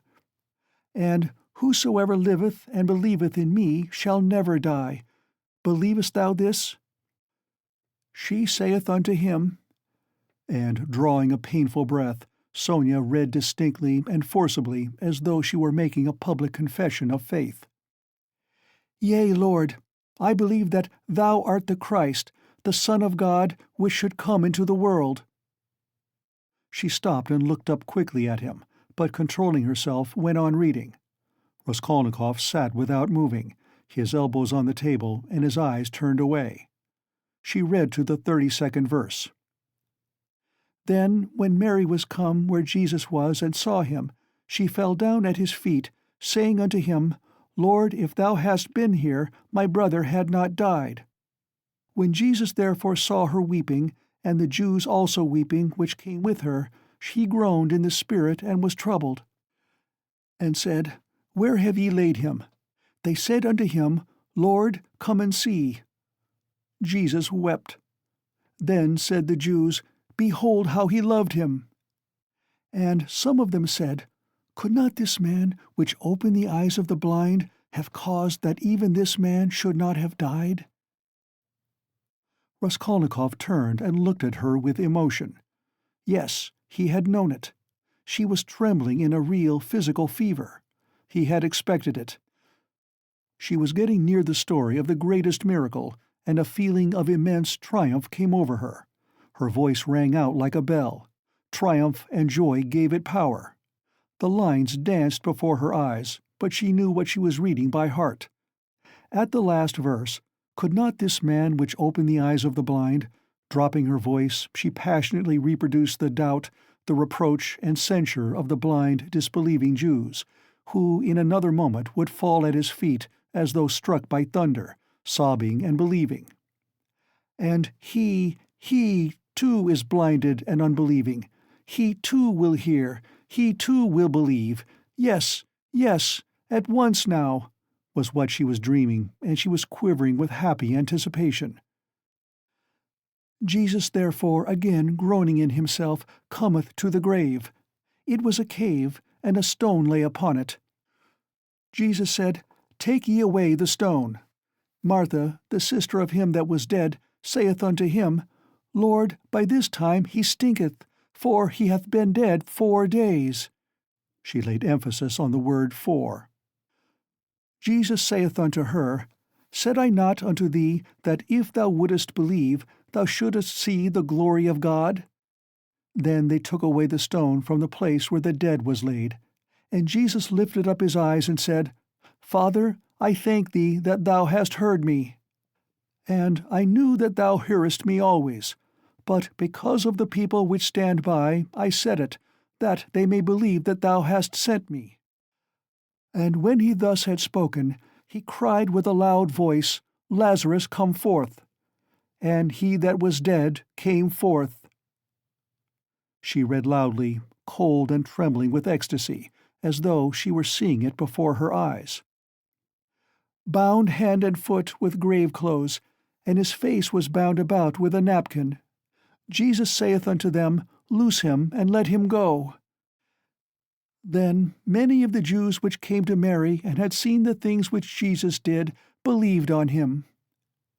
She could read no more, closed the book, and got up from her chair quickly. "That is all about the raising of Lazarus," she whispered severely and abruptly, and turning away, she stood motionless, not daring to raise her eyes to him. She still trembled feverishly.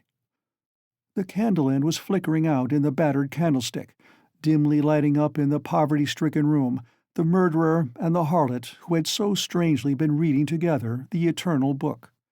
5 minutes or more passed.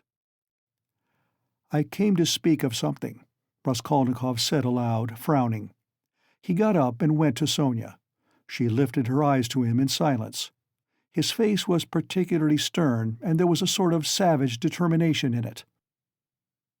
"I have abandoned my family today," he said, "my mother and sister.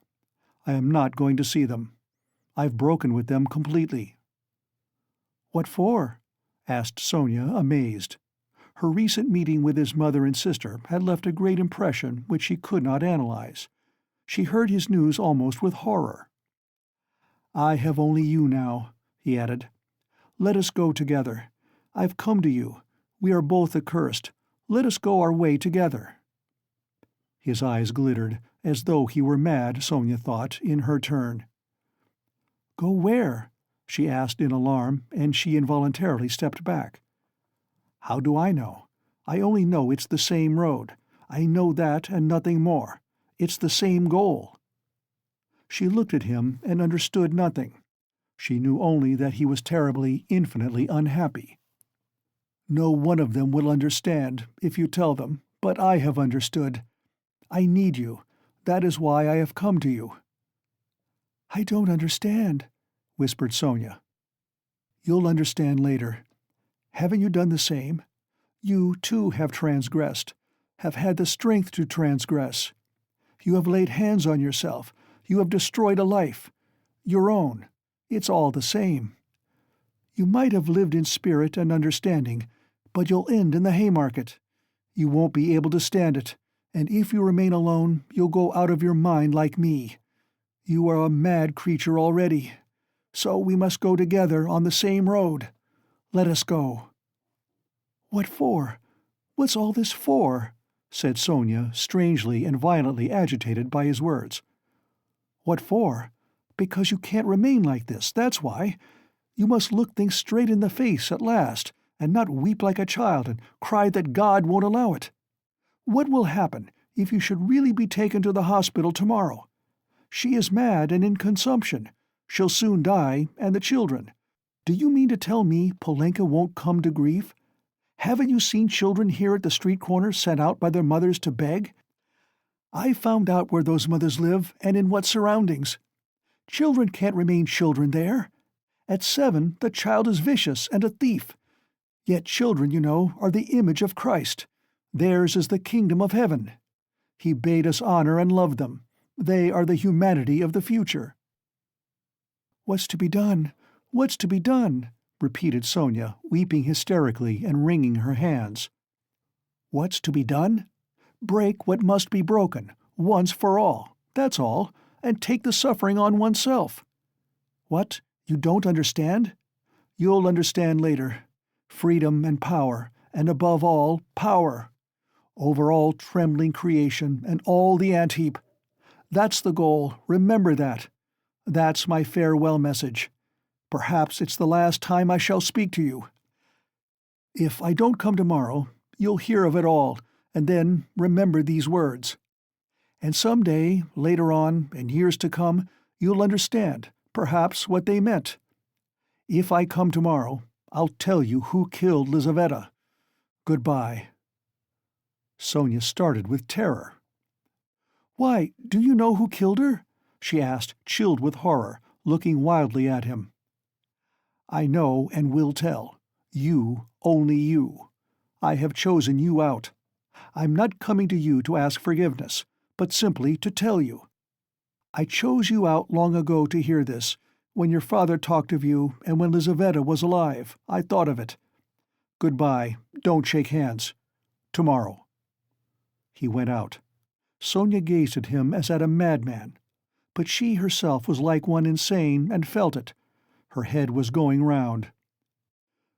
"Good heavens! How does he know who killed Lizaveta? What did those words mean? It's awful." But at the same time the idea did not enter her head, not for a moment. "Oh, he must be terribly unhappy. He has abandoned his mother and sister. What for? What has happened? And what had he in his mind? What did he say to her? He had kissed her foot and said, yes, he had said it clearly, that he could not live without her. Oh, merciful heavens!" Sonia spent the whole night feverish and delirious. She jumped up from time to time, wept and wrung her hands, then sank again into feverish sleep and dreamt of Polenka, Katerina Ivanovna, and Lizaveta, of reading the Gospel, and him with pale face, with burning eyes, kissing her feet, weeping. On the other side of the door on the right, which divided Sonia's room from Madame Reslich's flat, was a room which had long stood empty. A card was fixed on the gate, and a notice stuck in the windows over the canal advertising it to let. Sonia had long been accustomed to the rooms being uninhabited. But all that time Mr. Svidrigailov had been standing, listening at the door of the empty room. When Raskolnikov went out, he stood still, thought a moment, went on tiptoe to his own room, which adjoined the empty one, brought a chair, and noiselessly carried it to the door that led to Sonia's room. The conversation had struck him as interesting and remarkable, and he had greatly enjoyed it. So much so that he brought a chair that he might not in the future, tomorrow for instance, have to endure the inconvenience of standing a whole hour, but might listen in comfort. End of Part 4, Chapter 4.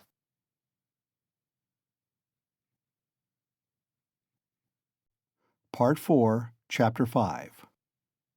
When, next morning at 11 o'clock, punctually, Raskolnikov went into the Department of Investigation of Criminal Causes and sent his name in to Porfiri Petrovitch, he was surprised at being kept waiting so long.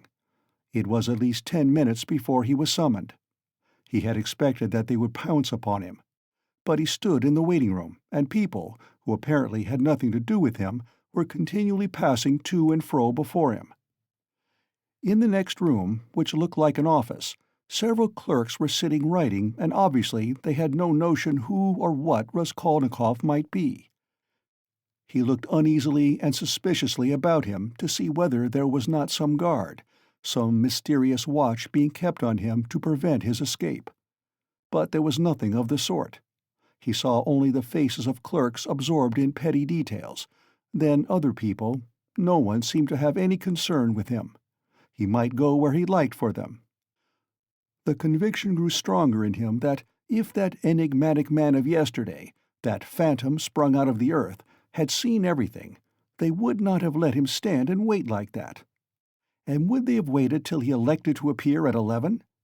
Either the man had not yet given information, or simply he knew nothing, had seen nothing, and how could he have seen anything?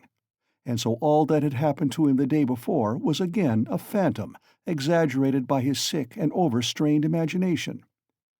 This conjecture had begun to grow strong the day before, in the midst of all his alarm and despair.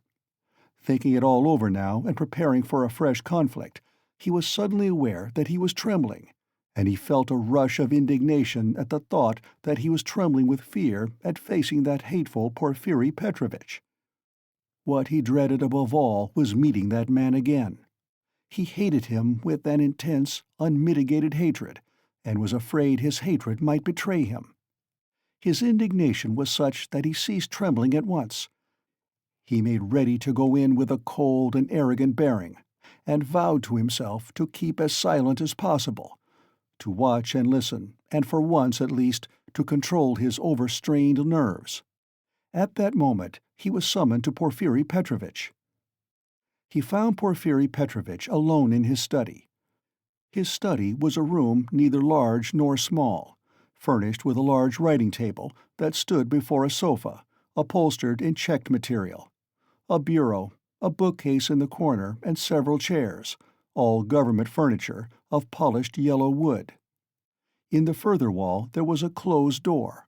Beyond it there were no doubt other rooms.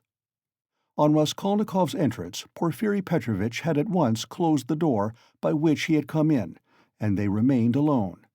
He met his visitor with an apparently genial and good-tempered air, and it was only after a few minutes that Raskolnikov saw signs of a certain awkwardness in him, as though he had been thrown out of his reckoning or caught in something very secret. "Ah, my dear fellow, here you are, in our domain," began Porfiri, holding out both hands to him. "Come, sit down, old man, or perhaps you don't like to be called my dear fellow and old man. Tout court? Please don't think it too familiar. Here, on the sofa."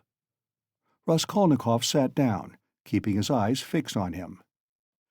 "In our domain, the apologies for familiarity, the French phrase tout court, were all characteristic signs.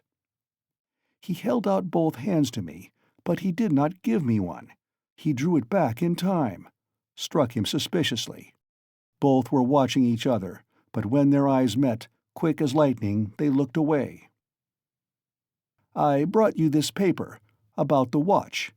Here it is. Is it all right, or shall I copy it again?"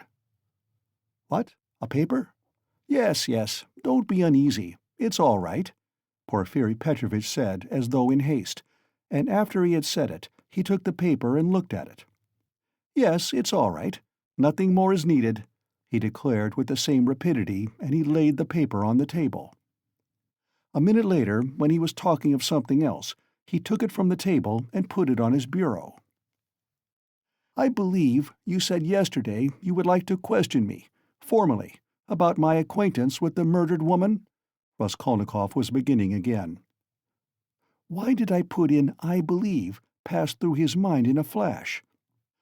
Why am I so uneasy at having put in that "I believe" came in a second flash.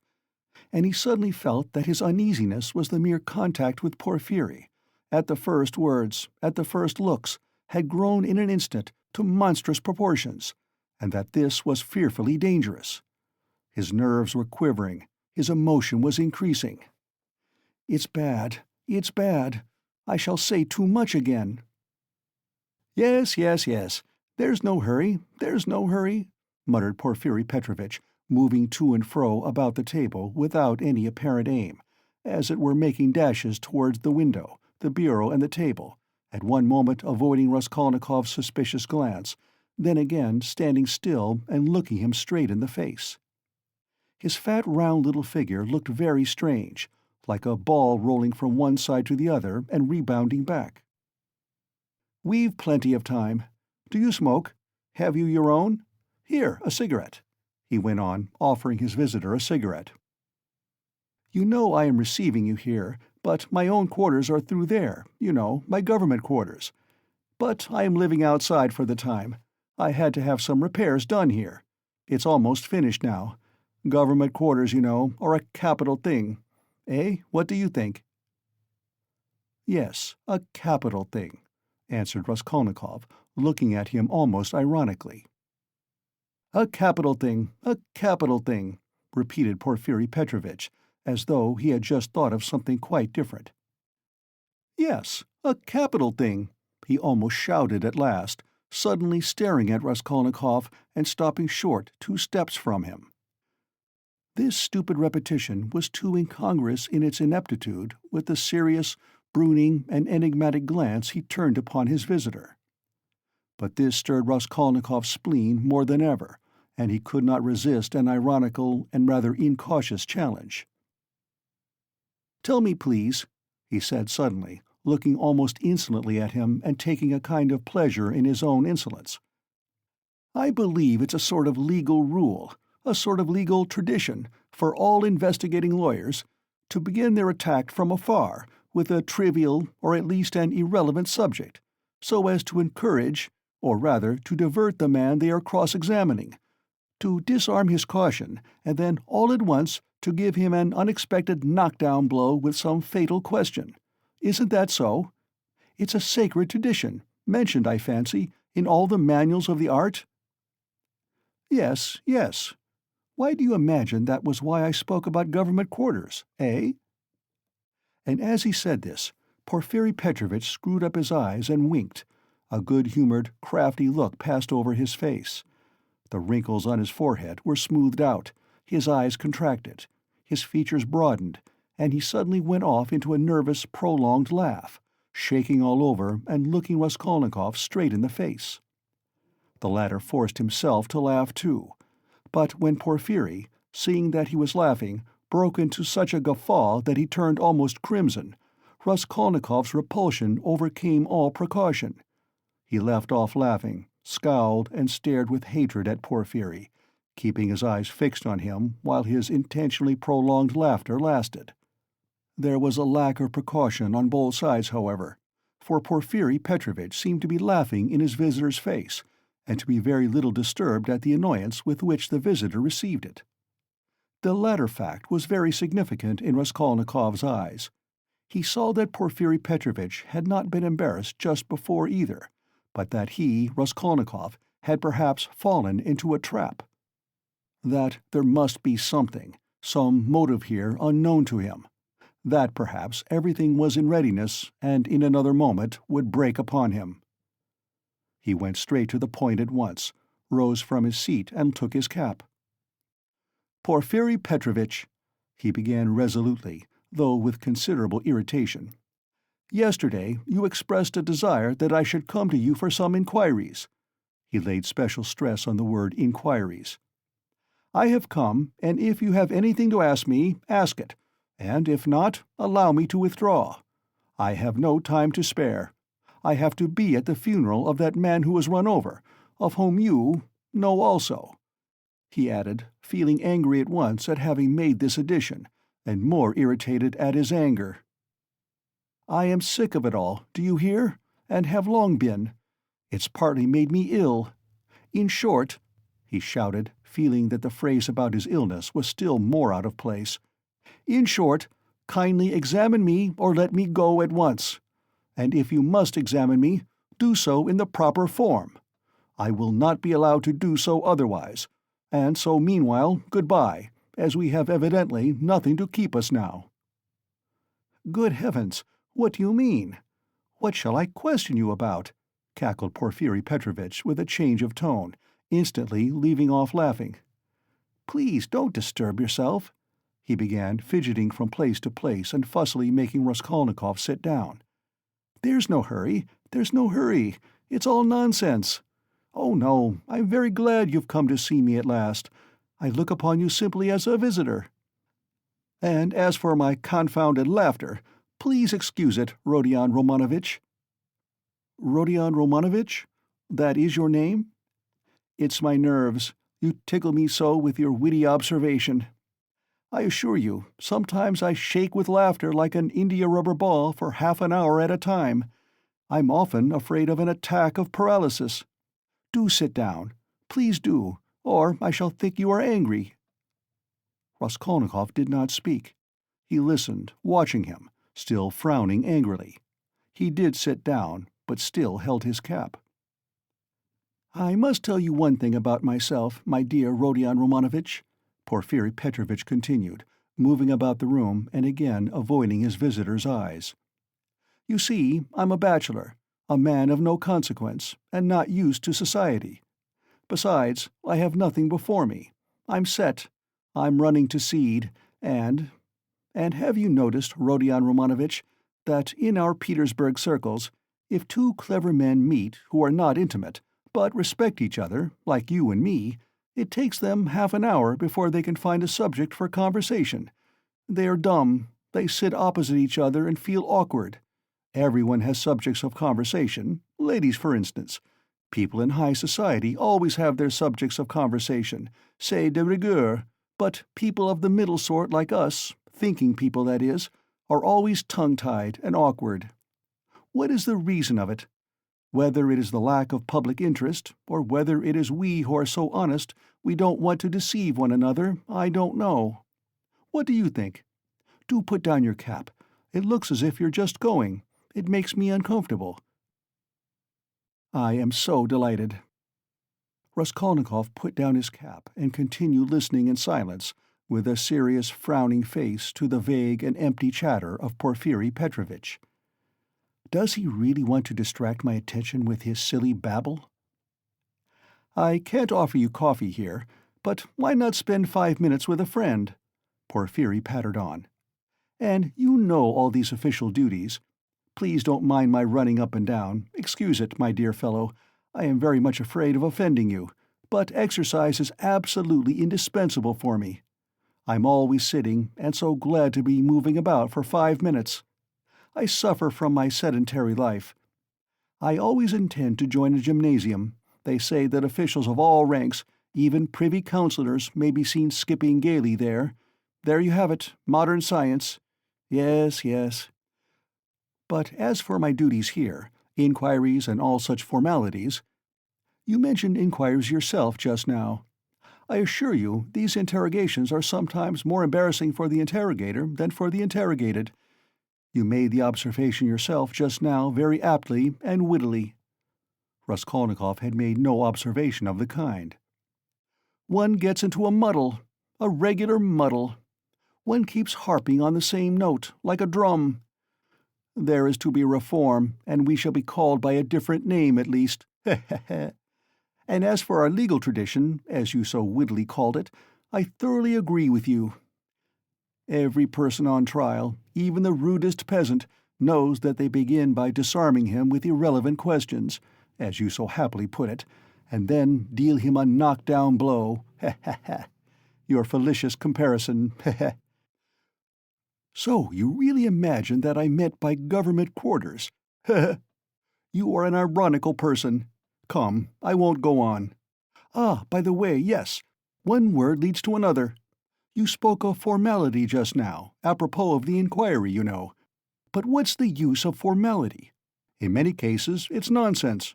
Sometimes one has a friendly chat and gets a great deal more out of it. One can always fall back on formality, allow me to assure you. And after all, what does it amount to? An examining lawyer cannot be bounded by formality at every step. The work of investigation is, so to speak, a free art in its own way. Porfiri Petrovitch took breath a moment. He had simply babbled on, uttering empty phrases, letting slip a few enigmatic words, and again reverting to incoherence. He was almost running about the room, moving his fat little legs quicker and quicker, looking at the ground with his right hand behind his back, while with his left making gesticulations that were extraordinarily incongruous with his words. Raskolnikov suddenly noticed that, as he ran about the room, he seemed twice to stop for a moment near the door, as though he were listening. Is he expecting anything? "You are certainly quite right about it," Porfiri began gaily, looking with extraordinary simplicity at Raskolnikov, which startled him and instantly put him on his guard. "Certainly quite right in laughing so wittily at our legal forms. Some of these elaborate psychological methods are exceedingly ridiculous, and perhaps useless, if one adheres too closely to the forms. Yes, I am talking of forms again. Well, if I recognize, or more strictly speaking, if I suspect someone or other to be a criminal in any case entrusted to me— You're reading for the law, of course, Rodion Romanovitch?" "Yes, I was." "Well, then, it is a precedent for you for the future, though don't suppose I should venture to instruct you after the articles you publish about crime. No, I simply make bold to state it by way of fact. If I took this man or that for a criminal, why, I ask, should I worry him prematurely, even though I had evidence against him?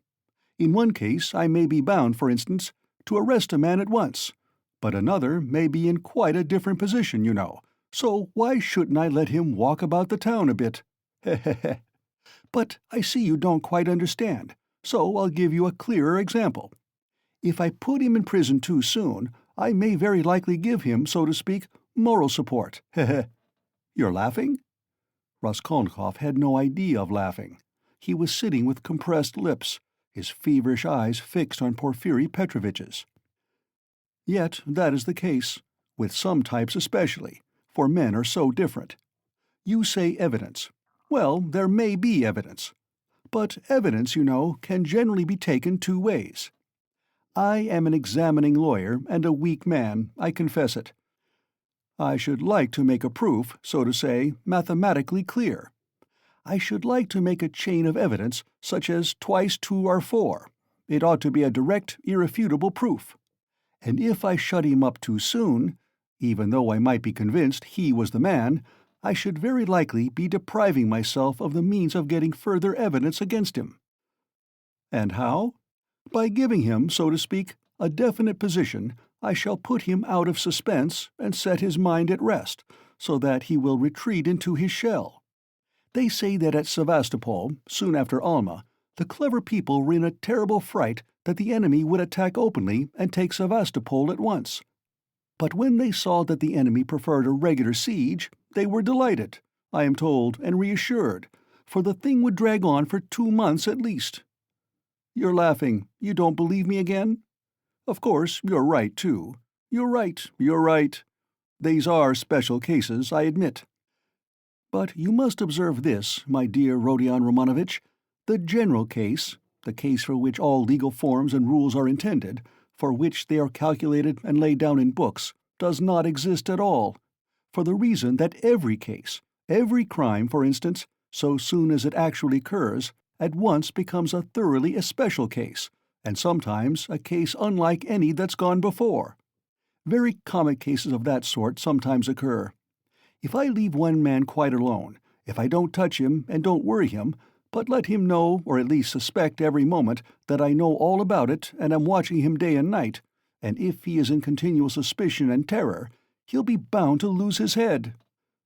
He'll come of himself, or maybe do something which will make it as plain as twice two are four. It's delightful.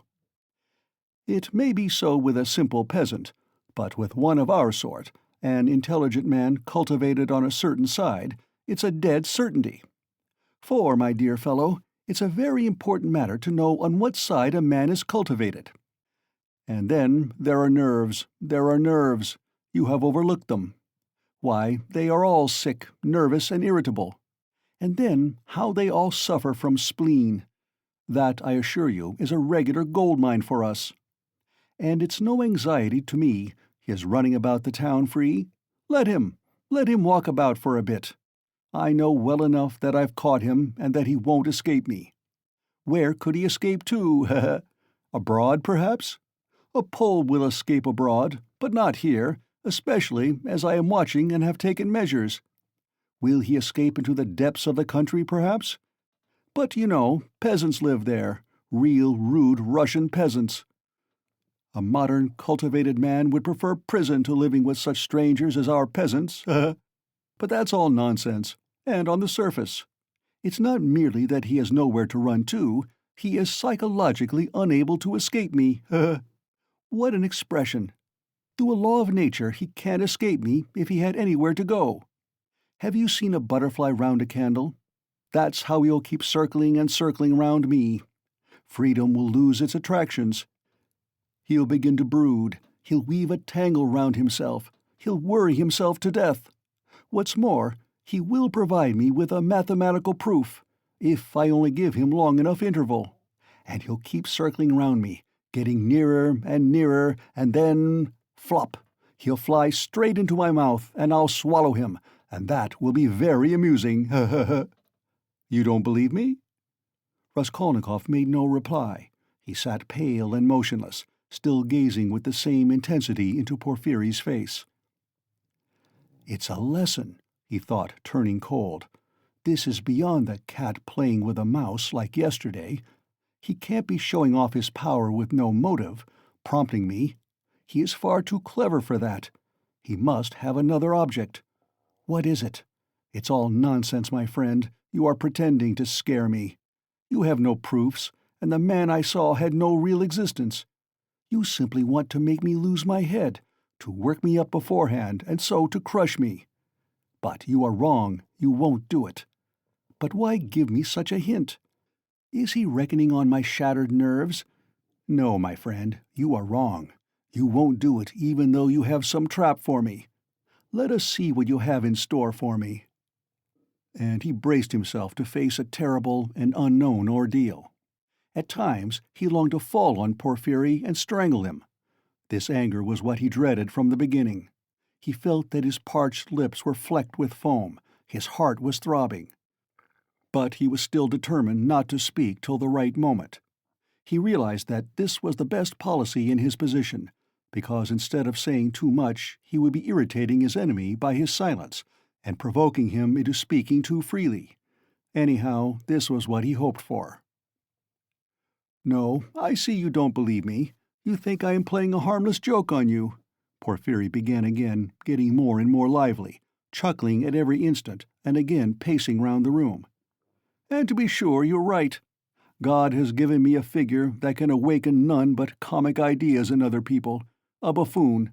But let me tell you, and I repeat it, excuse an old man, my dear Rodion Romanovitch, you are a man still young, so to say, in your first youth, and so you put intellect above everything, like all young people. Playful wit and abstract arguments fascinate you, and that's for all the world like the old Austrian Hofkriegsgraf, as far as I can judge of military matters, that is. On paper, they'd beaten Napoleon and taken him prisoner, and there in their study they worked it all out in the cleverest fashion. But look you, General Max surrendered with all his army. I see, Rodion Romanovitch, you are laughing at a civilian like me, taking examples out of military history. But I can't help it, it's my weakness. I am fond of military science, and I'm ever so fond of reading all military histories. I've certainly missed my proper career. I ought to have been in the army, upon my word I ought. I shouldn't have been a Napoleon, but I might have been a major. Well, I'll tell you the whole truth, my dear fellow, about this special case, I mean. Actual fact and a man's temperament, my dear sir, are weighty matters, and it's astonishing how they sometimes deceive the sharpest calculation. I, listen to an old man, am speaking seriously, Rodion Romanovitch." As he said this, Porphyry Petrovitch, who was scarcely 35, actually seemed to have grown old. Even his voice changed, and he seemed to shrink together. "Moreover, I'm a candid man. Am I a candid man or not? What do you say? I fancy I really am. I tell you these things for nothing, and don't even expect a reward for it. Well, to proceed, wit, in my opinion, is a splendid thing. It is, so to say, an adornment of nature and a consolation of life, and what tricks it can play! So that it sometimes is hard for a poor examining lawyer to know where he is, especially when he's liable to be carried away by his own fancy, too, for you know he is a man, after all. But the poor fellow is saved by the criminal's temperament, worse luck for him. But young people, carried away by their own wit, don't think of that when they overstep all obstacles, as you wittily and cleverly expressed it yesterday. He will lie. That is, the man who is a special case, the incognito, and he will lie well, in the cleverest fashion. You might think he would triumph and enjoy the fruits of his wit, but at the most interesting, the most flagrant moment, he will faint. Of course, there may be illness and a stuffy room as well, but anyway, he's given us the idea. He lied incomparably, but he did reckon on his temperament. That's what betrays him. Another time he will be carried away by his playful wit into making fun of the man who suspects him. He will turn pale, as it were, on purpose to mislead, but his paleness will be too natural, too much like the real thing. Again, he has given us an idea. Though his questioner may be deceived at first, he will think differently next day if he is not a fool, and, of course, it is like that at every step. He puts himself forward where he is not wanted, speaks continually when he ought to keep silent, brings in all sorts of allegorical allusions, comes and asks why didn't you take me long ago, and that can happen, you know, with the cleverest man, the psychologist, the literary man. The temperament reflects everything like a mirror. Gaze into it and admire what you see. But why are you so pale, Rodion Romanovitch? Is the room stuffy? Shall I open the window?" "Oh, don't trouble, please," cried Raskolnikov, and he suddenly broke into a laugh. "Please don't trouble." Porfiry stood facing him, paused a moment, and suddenly he too laughed. Raskolnikov got up from the sofa, abruptly checking his hysterical laughter. "Porfiry Petrovitch," he began, speaking loudly and distinctly, though his legs trembled and he could scarcely stand. "I see clearly at last that you actually suspect me of murdering that old woman and her sister Lizaveta. Let me tell you for my part that I am sick of this. If you find that you have a right to prosecute me legally, to arrest me, then prosecute me, arrest me. But I will not let myself be jeered at to my face and worried." His lips trembled, his eyes glowed with fury, and he could not restrain his voice. "I won't allow it," he shouted, bringing his fist down on the table. "Do you hear that, Porfiry Petrovitch? I won't allow it!" "Good heavens! What does it mean?" cried Porfiry Petrovitch, apparently quite frightened. "Rodion Romanovitch, my dear fellow, what is the matter with you?" "I won't allow it!" Raskolnikov shouted again. "Hush, my dear man! They'll hear and come in. Just think, what could we say to them?" Porfiry Petrovitch whispered in horror, bringing his face close to Raskolnikov's. "I won't allow it! I won't allow it!" Raskolnikov repeated mechanically, but he too spoke in a sudden whisper. Porfiry turned quickly and ran to open the window. "Some fresh air, and you must have some water, my dear fellow. You're ill." And he was running to the door to call for some when he found a decanter of water in the corner.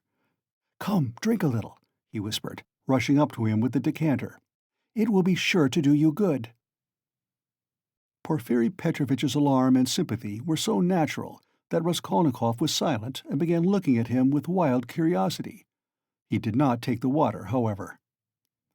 "Rodion Romanovitch, my dear fellow, you'll drive yourself out of your mind, I assure you. Ah!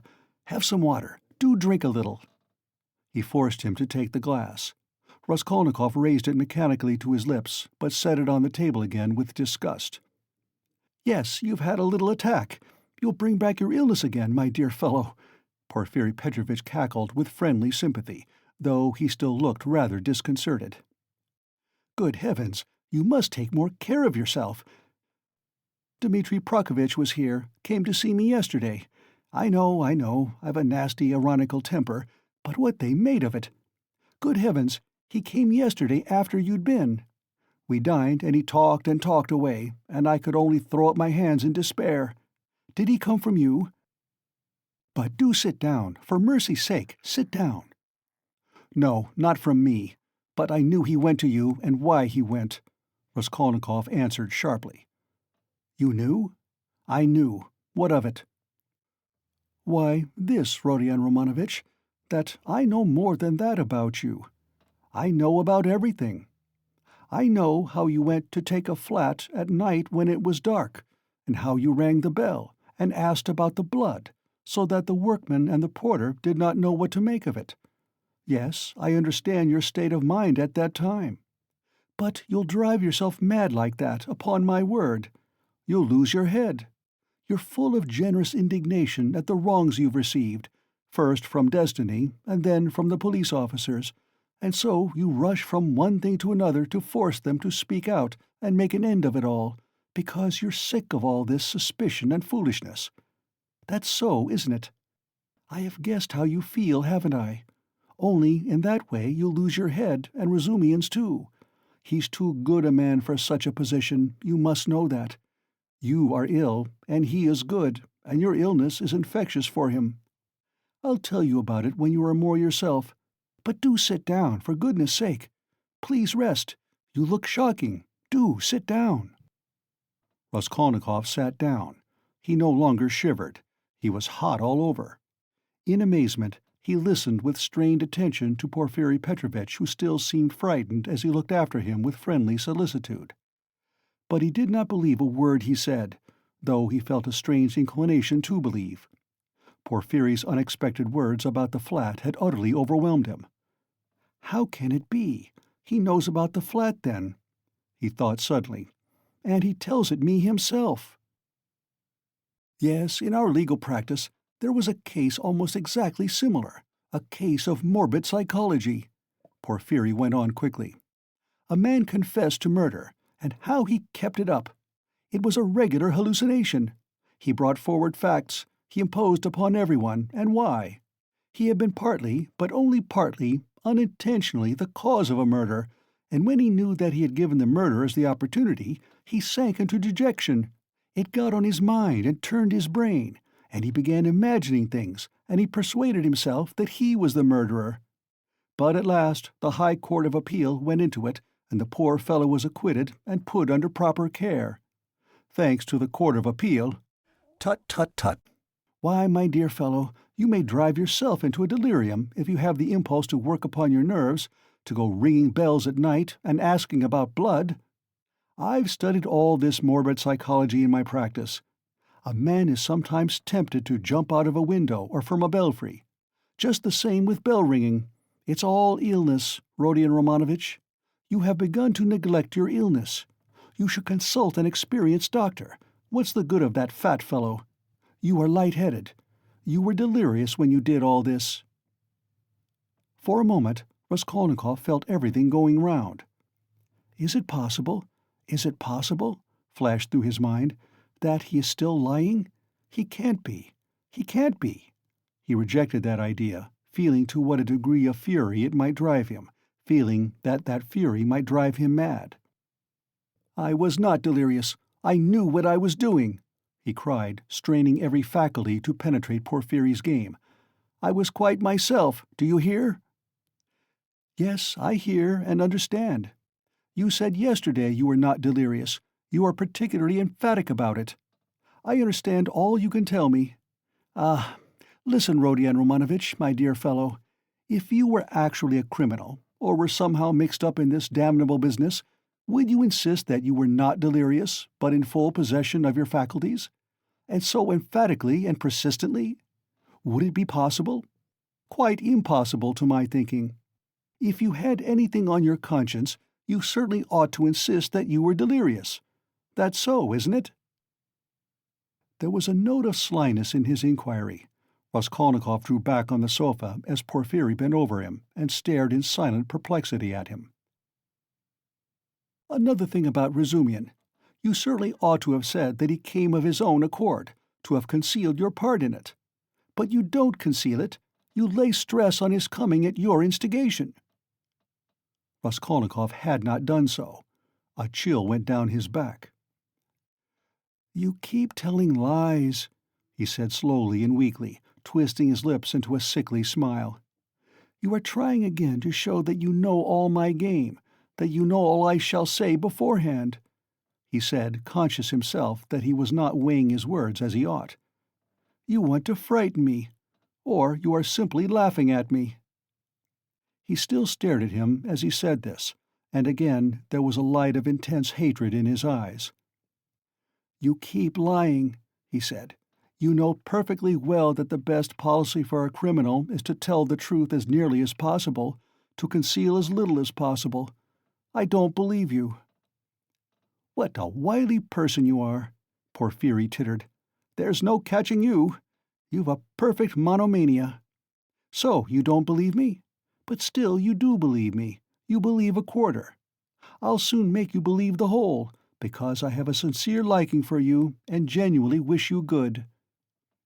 Raskolnikov's lips trembled. Yes, I do, went on Porphyry, touching Raskolnikov's arm genially. You must take care of your illness. Besides, your mother and sister are here now. You must think of them. You must soothe and comfort them, and you do nothing but frighten them. What has that to do with you? How do you know it? What concern is it of yours? You are keeping watch on me and want to let me know it? Good heavens! Why, I learned it all from you yourself. You don't notice that, in your excitement, you tell me and others everything. From Razumian, too, I learnt a number of interesting details yesterday. No, you interrupted me, but I must tell you that, for all your wit, your suspiciousness makes you lose the common-sense view of things. To return to bell-ringing, for instance. I, an examining lawyer, have betrayed a precious thing like that, a real fact, for it is a fact worth having, and you see nothing in it. Why, if I had the slightest suspicion of you, should I have acted like that? No. I should first have disarmed your suspicions and not let you see I knew of that fact, should have diverted your attention, and suddenly have dealt you a knock-down blow, your expression, saying, "And what were you doing, sir, pray, at 10 or nearly 11 at the murdered woman's flat? And why did you ring the bell? And why did you ask about blood? And why did you invite the porters to go with you to the police station, to the lieutenant? That's how I ought to have acted if I had a grain of suspicion of you. I ought to have taken your evidence in due form, searched your lodging, and perhaps have arrested you too. So I have no suspicion of you, since I have not done that. But you can't look at it normally, and you see nothing, I say again." Raskolnikov started so that Porfiri Petrovitch could not fail to perceive it. "You are lying all the while," he cried. "I don't know your object, but you are lying. You did not speak like that just now, and I cannot be mistaken." "Am I lying?" Porfiri repeated, apparently incensed, but preserving a good-humored and ironical face, as though he were not in the least concerned at Raskolnikov's opinion of him. "I am lying. But how did I treat you just now, I, the examining lawyer? Prompting you and giving you every means for your defense. Illness, I said, delirium, injury, melancholy, and the police officers, and all the rest of it. Ah, ha, ha, ha. Though, indeed, all those psychological means of defense are not very reliable and cut both ways. Illness, delirium, I don't remember. That's all right. But why, my good sir, in your illness and in your delirium, were you haunted by just those delusions and not by any others? There may have been others, eh? Ha ha ha." Raskolnikov looked haughtily and contemptuously at him.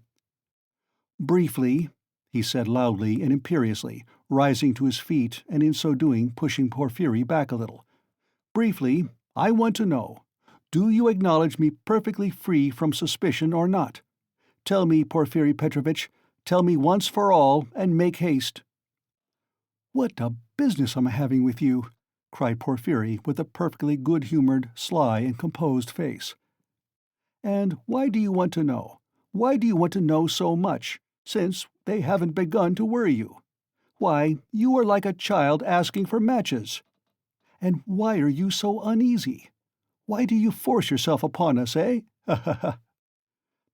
"I repeat," Raskolnikov cried furiously, "that I can't put up with it." "With what? Uncertainty?"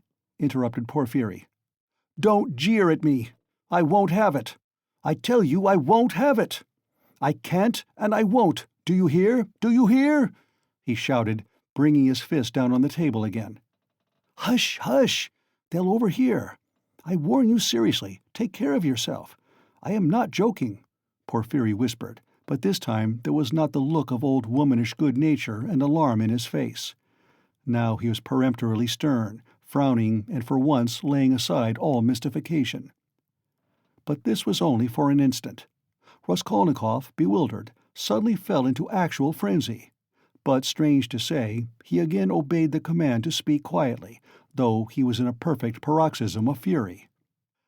"I will not allow myself to be tortured," he whispered, instantly recognizing with hatred that he could not help obeying the command, and driven to even greater fury by the thought. "Arrest me, search me, but kindly act in due form, and don't play with me. Don't dare!" "Don't worry about the form," Porfiri interrupted with the same sly smile, as it were gloating with enjoyment over Raskolnikov. "I invited you to see me quite in a friendly way." "I don't want your friendship, and I spit on it. Do you hear? And here, I take my cap and go. What will you say now if you mean to arrest me?" He took up his cap and went to the door. "And won't you see my little surprise?" chuckled Porfiri, again taking him by the arm and stopping him at the door. He seemed to become more playful and good-humored, which maddened Raskolnikov. "What surprise?" he asked, standing still and looking at Porfiri in alarm. "My little surprise. It's sitting there behind the door. Ha ha ha!" He pointed to the locked door. I locked him in that he should not escape." "What is it? Where? What?" Raskolnikov walked to the door and would have opened it, but it was locked. "It's locked. Here is the key." And he brought a key out of his pocket. "You are lying!" roared Raskolnikov without restraint. "You lie, you damned Punchinello!" And he rushed at Porfiry, who retreated to the other door, not at all alarmed. "I understand it all. You are lying and mocking so that I may betray myself to you." "Why, you could not betray yourself any further, my dear Rodion Romanovitch. You are in a passion. Don't shout. I shall call the clerks." "You are lying. Call the clerks. You knew I was ill and tried to work me into a frenzy to make me betray myself. That was your object. Produce your facts. I understand it all. You've no evidence. You have only wretched, rubbishly suspicions like Zamitov's. You knew my character. You wanted to drive me to fury and then to knock me down with priests and deputies. Are you waiting for them, eh? What are you waiting for? Where are they? Produce them." "Why, deputies, my good man? What things people will imagine! And to do so would not be acting in form, as you say. You don't know the business, my dear fellow. And there's no escaping form, as you see," Porfiry muttered, listening at the door, through which a noise could be heard. "Ah, they're coming!" cried Raskolnikov. "You've sent for them. You expected them. Well, produce them all. Your deputies, your witnesses, what you like. I am ready." But at this moment a strange incident occurred, something so unexpected that neither Raskolnikov nor Porfiry Petrovitch could have looked for such a conclusion to their interview. End of Part 4, Chapter 5.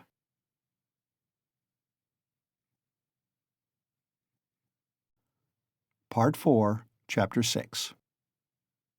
When he remembered the scene afterwards, this is how Raskolnikov saw it. The noise behind the door increased, and suddenly the door was opened a little. "What is it?" cried Porfiry Petrovitch, annoyed.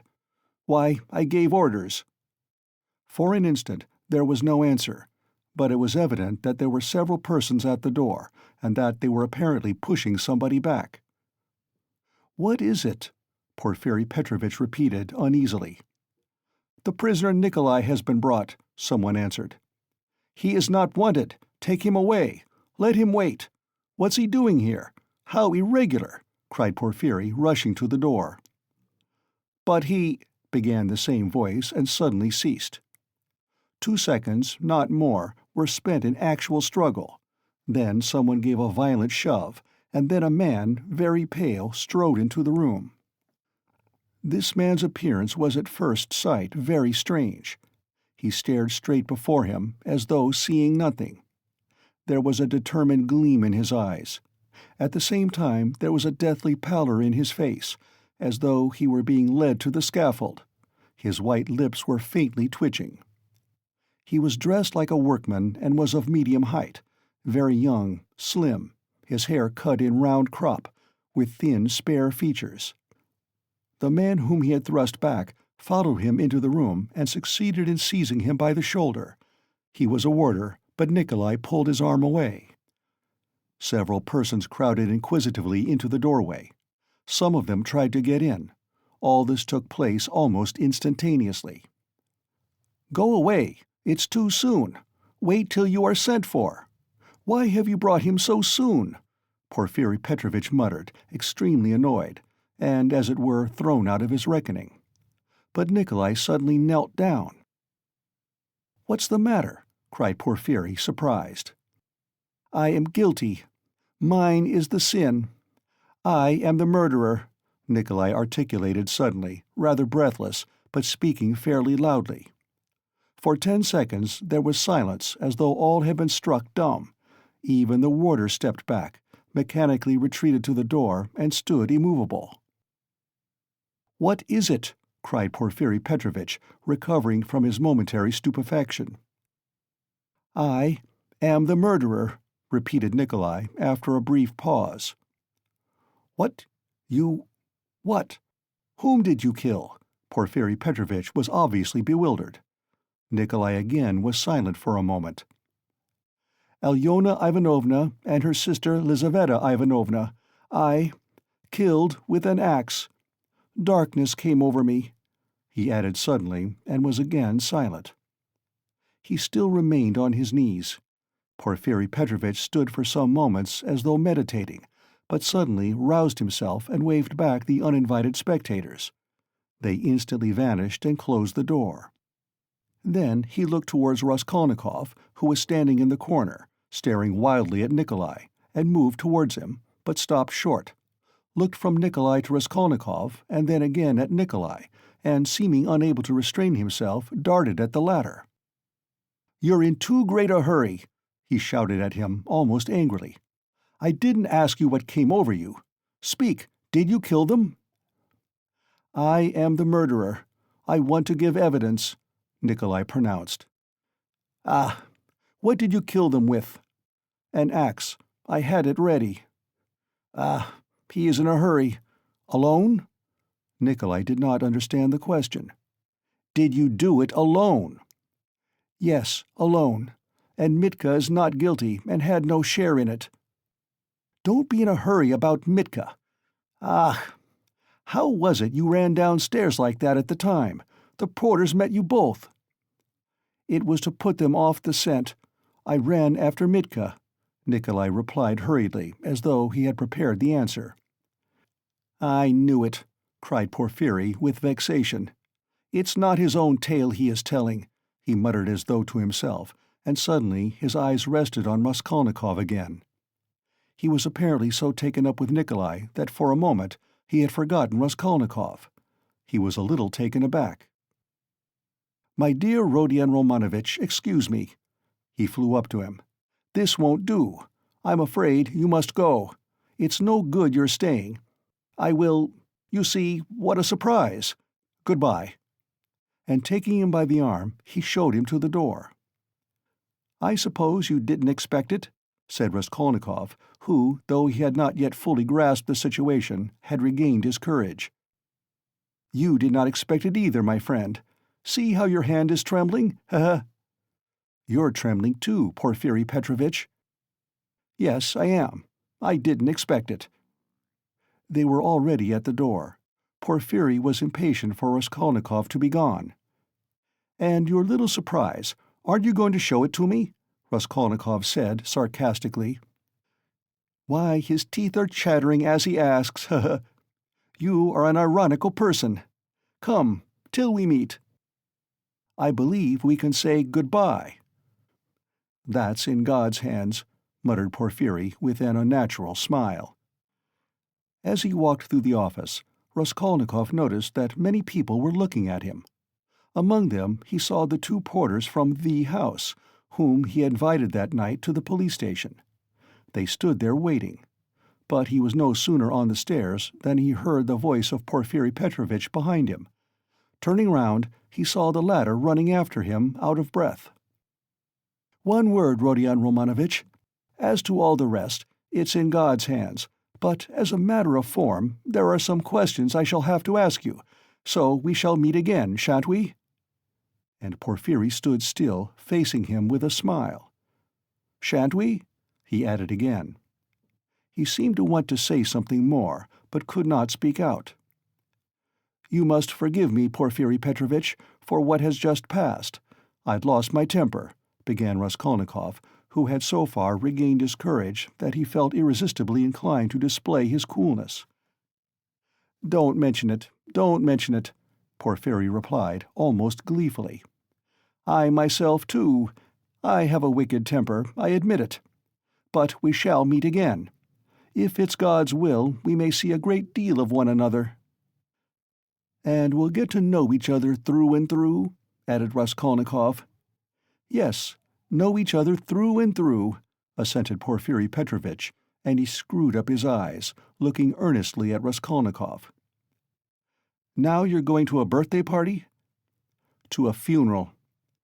"Of course, the funeral. Take care of yourself and get well." "I don't know what to wish you," said Raskolnikov, who had begun to descend the stairs, but looked back again. "I should like to wish you success, but your office is such a comical one." "Why comical?" Porfiri Petrovitch had turned to go, but he seemed to prick up his ears at this. "Why, how you must have been torturing and harassing that poor Nikolai psychologically, after your fashion, till he confessed. You must have been at him day and night, proving to him that he was the murderer, and now that he has confessed, you'll begin vivisecting him again. You are lying, you'll say. You are not the murderer. You can't be. It's not your own tale you are telling. You must admit it's a comical business." "Ha ha ha. You noticed then that I said to Nikolai just now that it was not his own tale he was telling?" "How could I help noticing it?" "Ha ha. You are quick-witted. You notice everything. You've really a playful mind. And you always fasten on the comic side. Ha ha. They say that was the marked characteristic of Gogol among the writers." "Yes, of Gogol." "Yes, of Gogol. I shall look forward to meeting you." "So shall I." Raskolnikov walked straight home. He was so muddled and bewildered that on getting home he sat for a quarter of an hour on the sofa, trying to collect his thoughts. He did not attempt to think about Nikolai. He was stupefied. He felt that his confession was something inexplicable, amazing, something beyond his understanding. But Nikolai's confession was an actual fact. The consequences of this fact were clear to him at once. Its falsehood could not fail to be discovered, and then they would be after him again. Till then, at least, he was free and must do something for himself, for the danger was imminent. But how imminent? His position gradually became clear to him. Remembering, sketchily, the main outlines of his recent scene with Porphyry, he could not help shuddering again with horror. Of course, he did not yet know all Porphyry's aims. He could not see into all his calculations. But he had already partly shown his hand, and no one knew better than Raskolnikov how terrible Porphyry's lead had been for him. A little more, and he might have given himself away completely, circumstantially. Knowing his nervous temperament, and from the first glance seeing through him, Porphyry, though playing a bold game, was bound to win. There's no denying that Raskolnikov had compromised himself seriously, but no facts had come to light as yet. There was nothing positive. But was he taking a true view of the position? Wasn't he mistaken? What had Porphyry been trying to get at? Had he really some surprise prepared for him? And what was it? Had he really been expecting something or not? How would they have parted if it had not been for the unexpected appearance of Nikolai? Porphyry had shown almost all his cards. Of course, he had risked something in showing them. And if he had really had anything up his sleeve, Raskolnikov reflected, he would have shown that too. What was that surprise? Was it a joke? Had it meant anything? Could it have concealed anything like a fact, a piece of positive evidence? His yesterday's visitor? What had become of him? Where was he today? If Porphyry really had any evidence, it must be connected with him. He sat on the sofa with his elbows on his knees and his face hidden in his hands. He was still shivering nervously. At last he got up, took his cap, thought a minute, and went to the door. He had a sort of presentiment that, for today at least, he might consider himself out of danger. He had a sudden sense almost of joy. He wanted to make haste to Katerina Ivanovna's. He would be too late for the funeral, of course, but he would be in time for the memorial dinner, and there at once he would see Sonia. He stood still, thought a moment, and a suffering smile came for a moment onto his lips. "Today, today," he repeated to himself. "Yes, today. So it must be." But as he was about to open the door, it began opening of itself. He started and moved back. The door opened gently and slowly, and there suddenly appeared a figure, yesterday's visitor from underground. The man stood in the doorway, looked at Raskolnikov without speaking, and took a step forward into the room. He was exactly the same as yesterday, the same figure, the same dress, but there was a great change in his face. He looked dejected and sighed deeply.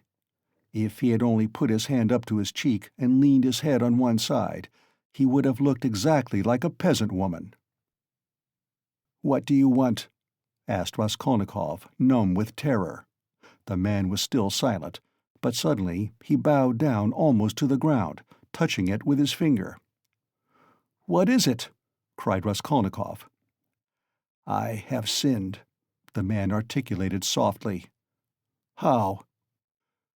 "By evil thoughts." They looked at one another. "I was vexed. When you came, perhaps in drink, and bade the porters go to the police station and asked about the blood, I was vexed that they let you go and took you for drunken. I was so vexed that I lost my sleep. And remembering the address, we came here yesterday and asked for you." "Who came?" Raskolnikov interrupted, instantly beginning to recollect. "I did.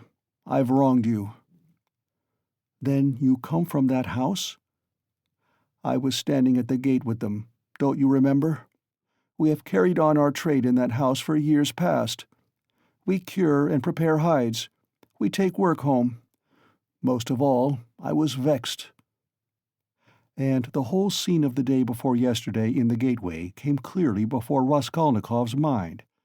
He recollected that there had been several people there besides the porters, women among them. He remembered one voice had suggested taking him straight to the police station.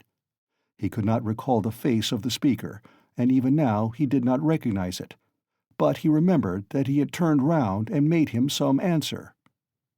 So this was the solution of yesterday's horror. The most awful thought was that he had been actually almost lost, had almost done for himself on account of such a trivial circumstance. So this man could tell nothing except his asking about the flat and the bloodstains. So Porphyry too had nothing but that delirium, no facts but this psychology which cuts both ways, nothing positive. So if no more facts come to light, and they must not, then what can they do to him?